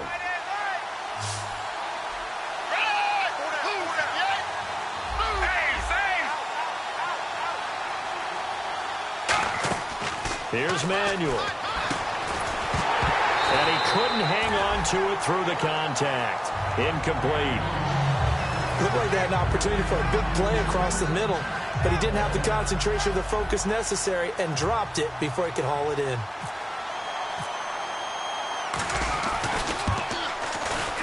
And Tucker's kick right there. It's good, and that'll push the lead up to 17. So in the end, they had the ball for 10 plays, but the drive only yields 3 points. Yeah, they were able to move the football, but the defense stiffened once their backs went to the end zone, and they were able to hold them to just 3. And he'll bring it a few past the 20 to the 23-yard line. So here are the Bengals now as they get their first possession of this second half. They're down in this game. A chance for the offense, though, to put something on the board, get some momentum here in half 2. Try and get things kick-started for them. And you know at the half, they discussed how they were going to get that done. This is where scripting comes into play a lot of the time. And that's caught inside the 35. And all the way in for a Cincinnati score. Braxton Miller, 76 yards. And the Bengals are able to cut into this lead. And that was just a fly route. There was no stop. He just went. Yeah, and it was beautiful to watch because you have to set it up as you go along. Everyone knows he's fast, so you play him for that. That's the number one thing you want to take away. But as you go through a game, sometimes you vary the speed in which you come off the line of scrimmage and maybe start a little bit slower, get him to stop his feet a little bit as a defensive back, and then explode and go, as we saw there. This will be fielded on the back line of the end zone. And no run back here. This will be a touchback, and it comes out to the 25-yard line. And the Ravens taking the field. And they split the uprights last time for 3. They've got the lead. They're not going to play this conservative. They're not hoping for another field goal. They're hoping for a touchdown. I'm with you on that one. I like where your head is. I like the way you're thinking because you're exactly right. Trying to sit on a lead and play that way, that doesn't work too well for most teams. Run your offense. Run what you do best. Exactly. Put it all the way down and try to increase your lead in a big way. And the best way to do it, touchdowns.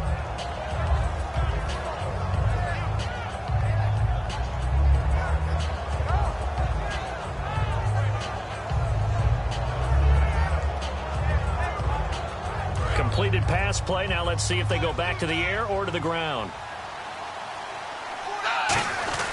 And off comes to Smallwood. Weaving through traffic, and now he's free. And all the way in for a Ravens touchdown. Wendell Smallwood, his third touchdown of the game, 10th on the year. And the Ravens will extend their lead. He keeps carrying the ball into the end zone, and in this one, he's sort of carrying the team on his back. He's the reason that they lead right now, no question about it. And you talk about on his back, he's not minding the extra weight at all, is he? Carrying that just as lightly as he does the football. Yeah, what a great performance so far. Those 3 touchdowns has got him in the lead. And that'll make this a 3-score game as the lead moves to 17.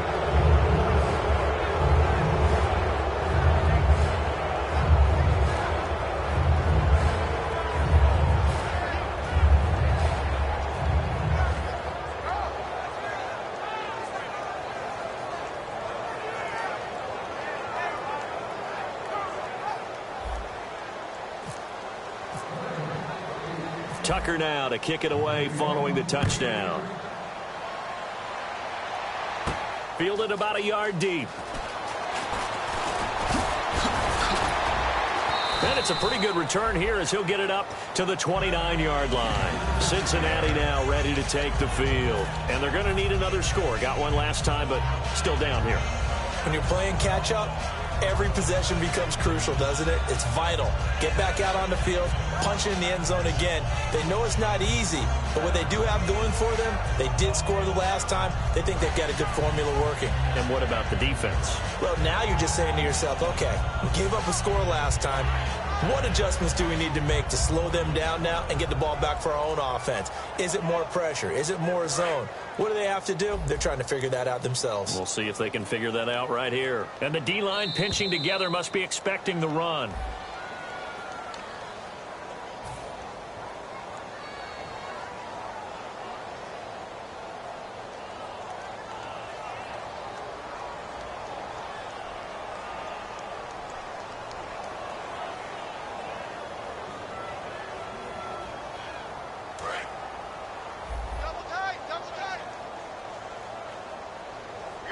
They send Green to the left on his own. Now Dalton. Complete to the right side. It's Eifert. Call it a gain of 5. And that'll make it 2nd and 10. How about the timing on that one? Boy, they were in sync, weren't they? 3-step drop, balls out of his hands, right to the tight end. Nice completion, just like they do it in practice. So they complete the pass, and now they face a 2nd down.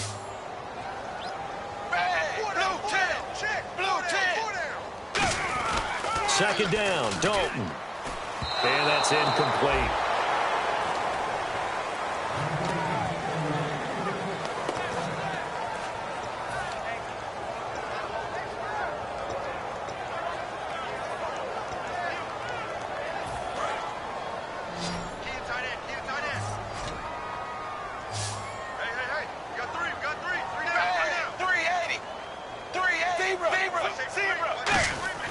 Third down, a shot here for Dalton. And the third down pass falls incomplete. Brandon LaFell, his intended target, and it brings up 4th down. Here's Kevin Huber now as he's on to punt for Cincinnati.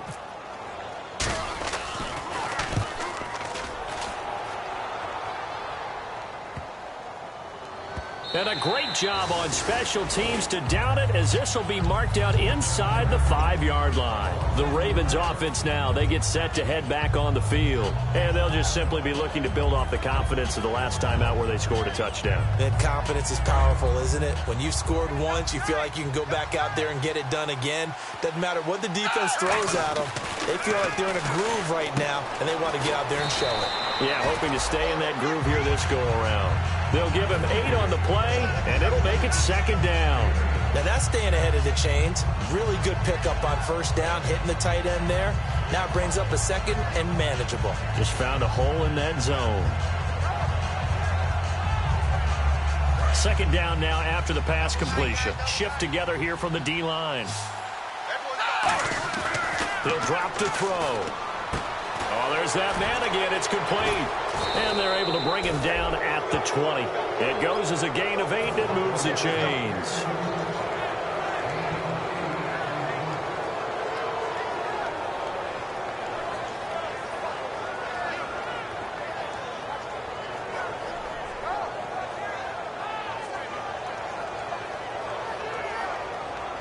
So here we go, 1st and 10 now.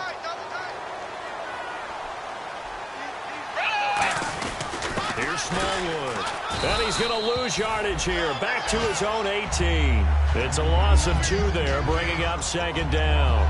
There is no doubt that Geno Atkins is really strong and stout at the point of attack. But I love his suddenness, the ability to make plays, to be in one spot, and then he's gone and into the offensive backfield.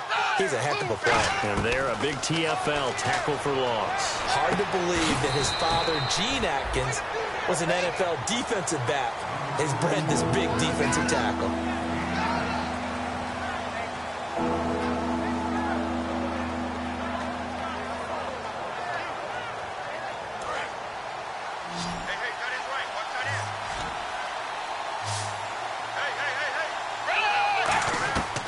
They'll go to the air here on 3rd and 2.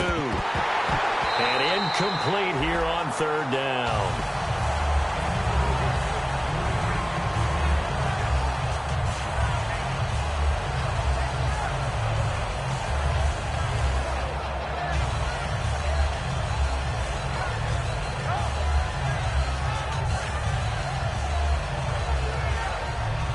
The Ravens send their punter out now, as he'll come on to kick this one away.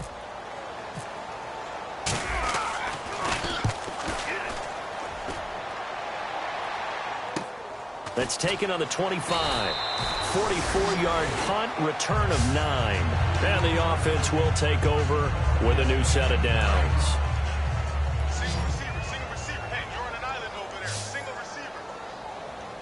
Ready, wide, 20. Dalton, 1st and 10.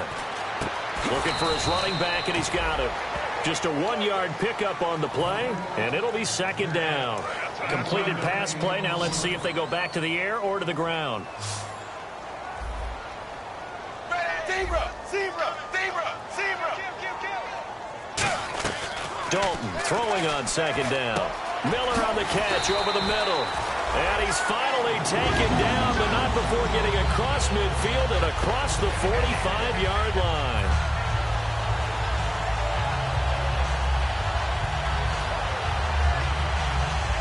So after that big play, let's see if they can catch their defense maybe on their heels. Ready, 380. Zebra. Dagger. They go play action here on 1st down. And they're not able to hook up there. Incomplete. Tyler Kroft, the tight end, the one he was looking for. And now it's 2nd down. Sometimes it looks pretty simple, batting the ball away. But oftentimes there's some pretty good teaching and practice that goes into it. Being able to get to the receiver, not interfere, and get his hands through the football and knock it away. Hey, blue 10. Heavy on the edges. Zebra. Check out, bro. Hot. Hey, 380. 51 to Mike. Another look for Dalton on 2nd and 10. And over the middle, it's LaFell. And he'll get this one down near the 20-yard line. Now that play will end up on the highlights and you'll see it all over the place. But what you won't see, the offensive line that bought the extra time, that allowed for the big completion downfield, those guys made that play possible. So they're operating in the red zone. They send Green to the left on his own. Ready, blue 10. Zebra. 1st and 10 for Dalton. His pass caught at the 4. And he's brought down. It's a 10-yard gain there, and it sets him up now 1st and goal. And with that last play, he's now up over that 300-yard mark. And in today's NFL, it almost feels routine. And I hate that when you talk about a 300-yard passing game. To me, 300 yards still signifies excellence, and he's achieved that in this performance.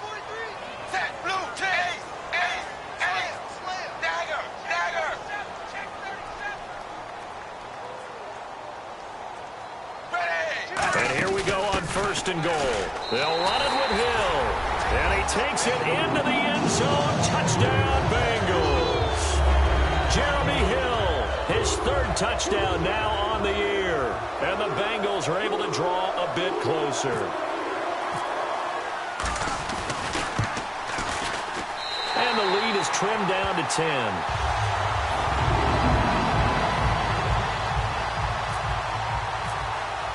After the touchdown, here's Mike Nugent now to kick this one away. And they will not get a chance to return this one as it's through the end zone for a touchback. And now here come the Ravens. They've got the lead. Last time had to punt it, though. What's the key to this drive? I think it's leverage. The big guys up front.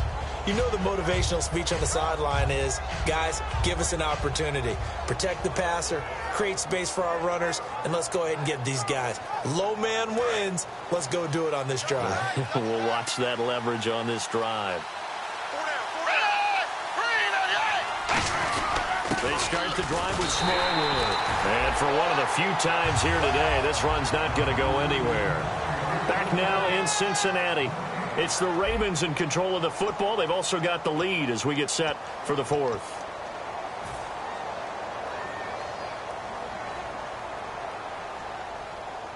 Offense looking to avoid a 3rd and long. It's 2nd and 10. Again, it's Smallwood. And he's able to plow forward up to about the 29, just shy of the 30. 5 yards on the carry there, and it leaves him with 3rd and about 6 yards to go. And in this situation with the lead, 4th quarter, they're liking keeping the ball on the ground, I'm sure. That's just smart football, but you know the defense has to know it as well. They've got to stop them here. So now we're going to see that loading the box in a big way.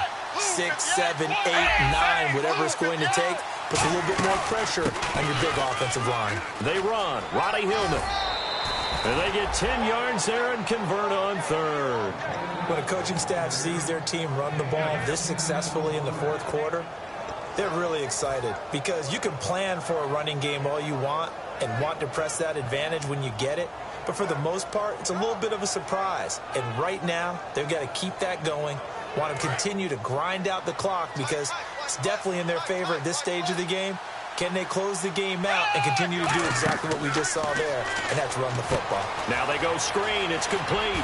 And he's brought down. 17 yards on the pickup there. The drive will continue. It's a 1st down. He's played a great game. It continues right there, even with this lead, confident to throw the pass and have the reception made. There's no doubt who the leader of their team is there? There's no doubt who they want to ride all the way to the finish. The strategy would tell you run the football, run the clock down. Instead, they're letting him throw it because they feel that confident in what he's getting done. 8 yards on the pickup, and now they'll have some options on 2nd and short. And after the play on the ground, that brings up 2nd down here. Here's Manuel. And intercepted. Maybe the turning point they need. Picked off by the linebacker, Carlos Dansby. And out now, here come the Bengals. Last time they were out, they scored. Still trailing here, though, so some work to do. But it's okay in terms of mindset. Because they scored the last time, they're not quite as worried about being down. And the Raven pressure too much. Down he goes. Terrell Suggs in there to get him his 2nd sack now of the afternoon.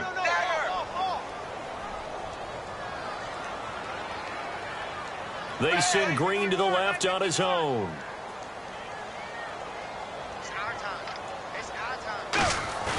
Fakes the give to Bernard. Dalton.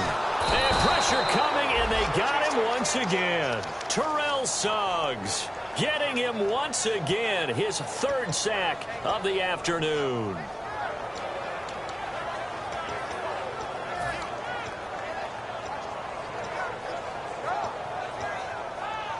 And the offense now will try to regroup after the sack on 2nd down. Now the Ravens bring out an extra defensive back here on 3rd down. Could be a blitzer.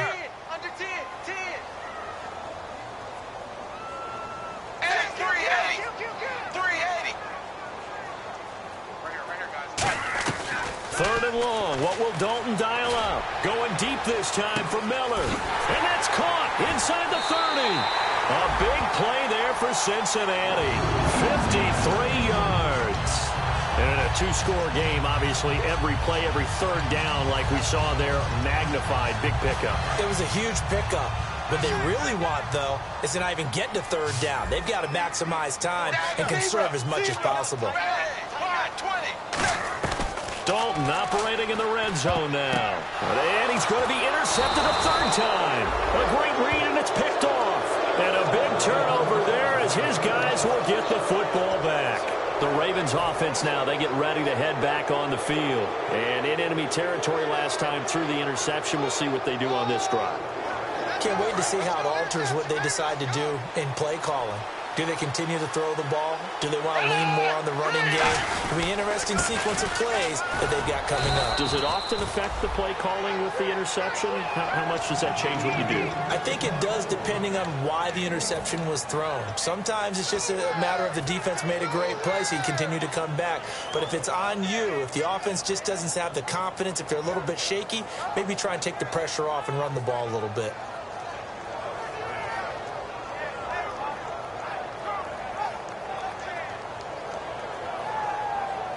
Second down following the run.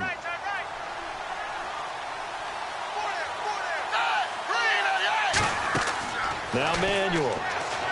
They'll try and set up the screen. It's complete. And they'll bring him down right around the 13. It's a 4-yard pickup, and that'll make it third down. And just in general, Charles, on a play like that, how tough is it for the defense to account for a running back essentially being a receiver downfield? It's very difficult, especially if the running back has skills like a receiver, and you're aware of that before the game even begins. So throughout your practice sessions, you're going to want to be aware of him. Where is he lining up? What can he do? What kind of damage can he do to us downfield? And who can match up with him without weakening our overall defense? You're exactly right. It's a tough task to match up to him.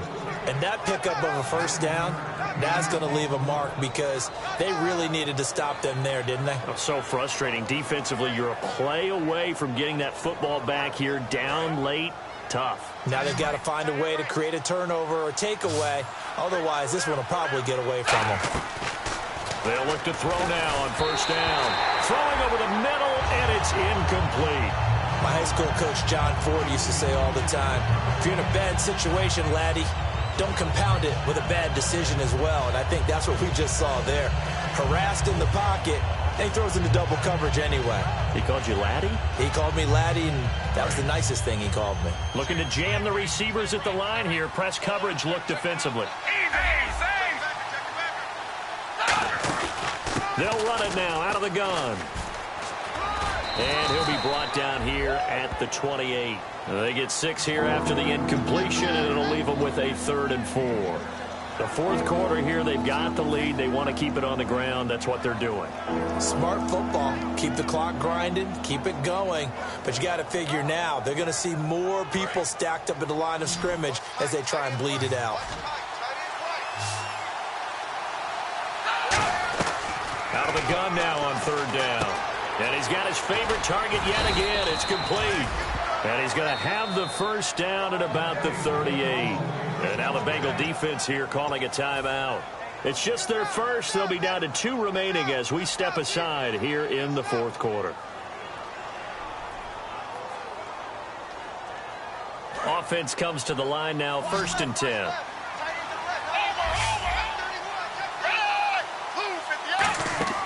They're going to look to throw. Oh, it's a screen pass. That's complete. And he will lose yardage back to the 34-yard line. A loss of a full 3 yards, and now it's 2nd down. You know what the key to a good screen pass is, don't you? But you're going to tell me, good blocking? Well, good blocking eventually. But first, it's good acting. You want to let the defenders go past you, leak out to whichever side or even in the middle where you want to set up the screen, and then you do your blocking. How about the read, though, by the defensive guys? They weren't fooled at all and actually ran with the lineman to where the play was and smothered it for a loss of yardage. Give him 9 on the play, and that'll lead here to a 3rd down. We're still in search of the first down after that last completion. Again, he'll drop to throw. Oh, incomplete. Nearly the pick they needed. They would have loved one there, but at least it does get them to 4th down. He's got to be kicking himself right there. His team's already picked off 2 passes. That would have been the 3rd in the game. And, boy, they've really played well attacking the football. And with things looking pretty good on the scoreboard, they're going to keep the offense out there and go for it here on 4th. They'll stick with the passing game as he looks to throw. And he's got his man in stride, complete. Time for a break. We'll come back to wrap this one up after this. Long drive. The defense just cannot seem to catch a break and get off the field. And on the outside, they're playing press coverage. They give to Smallwood. And that play will go nowhere. Losing yardage back near midfield at the 49. And now the Bengals are going to call another timeout. That'll be their 2nd, so one more chance to stop the clock here. And we'll be back.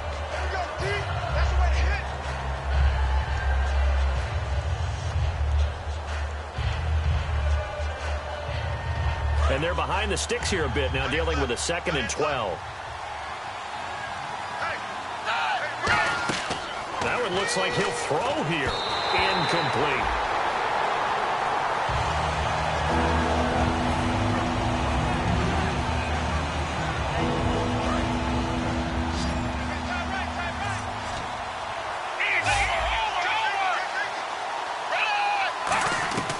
Here's Manuel.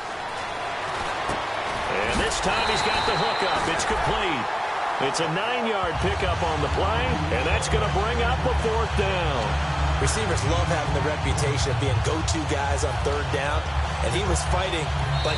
Now hang on here. Timeout called by the defense. It'll be their 3rd and final timeout, so as they talk things over, we'll step aside.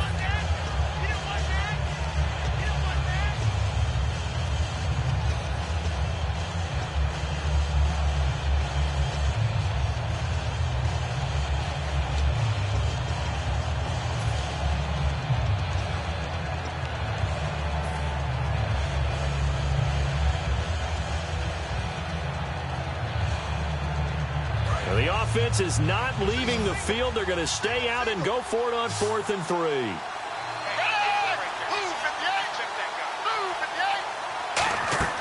They'll set up a throw. Now they set up the screen. That's complete. It'll be a gain of 8 yards. And on 4th down, they're able to convert and move the sticks. Boy, that's some kind of effort. When he caught it, I doubted if he could get there. Knew it was going to be close, but credit him. Really good effort. How about the rack on that play, the run after catch? But most of the time we think of it as just being an open field and picking up yardage. Sometimes you have to be real physical in order to gain the yardage you need for a 1st down. Now they go screen. It's complete. And he works it to the 30-yard line here, right at the 30. 4 yards on the pickup, and it'll make it a 2nd down. And now it looks like they're going to be in the hurry-up. Back to throw again. And he'll be hit as he releases it, and that'll fall incomplete. The good signal callers will never go back in the huddle and play the blame game because they need those guys to protect him. But on that last one, his offensive line, they lost their leverage very quickly, and that's why they were able to get to him and hit him as he tried to throw the football and force an incompletion. They need to get this to the 24 on 3rd down.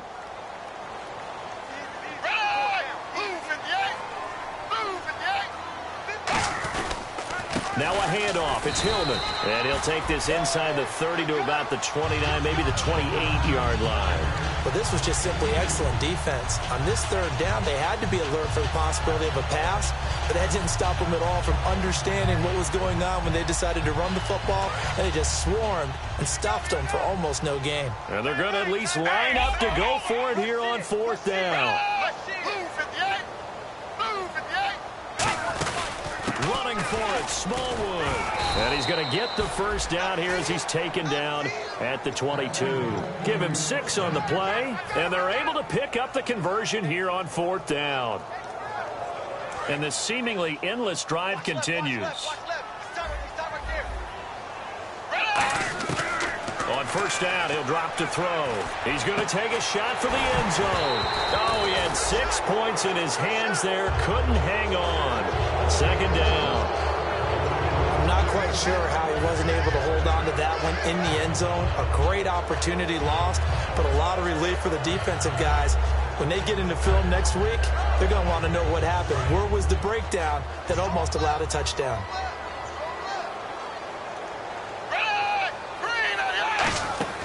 Now Manuel. They'll try and set up the screen. It's complete.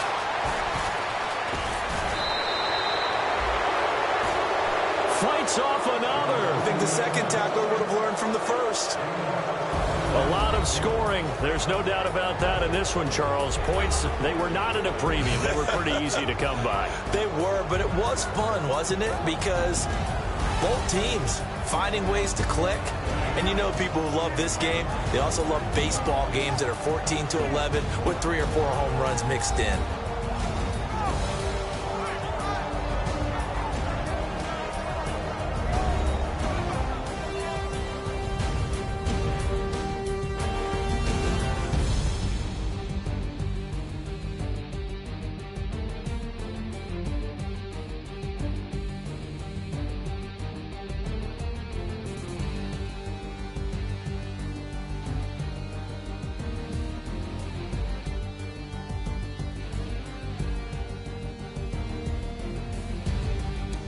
That'll do it for us. For Charles Davis and all our hardworking crew, I'm Brandon Gaudin. You've been watching the NFL on EA Sports. For more, find us on Twitter at EA Madden NFL. With that, we say so long from Cincinnati.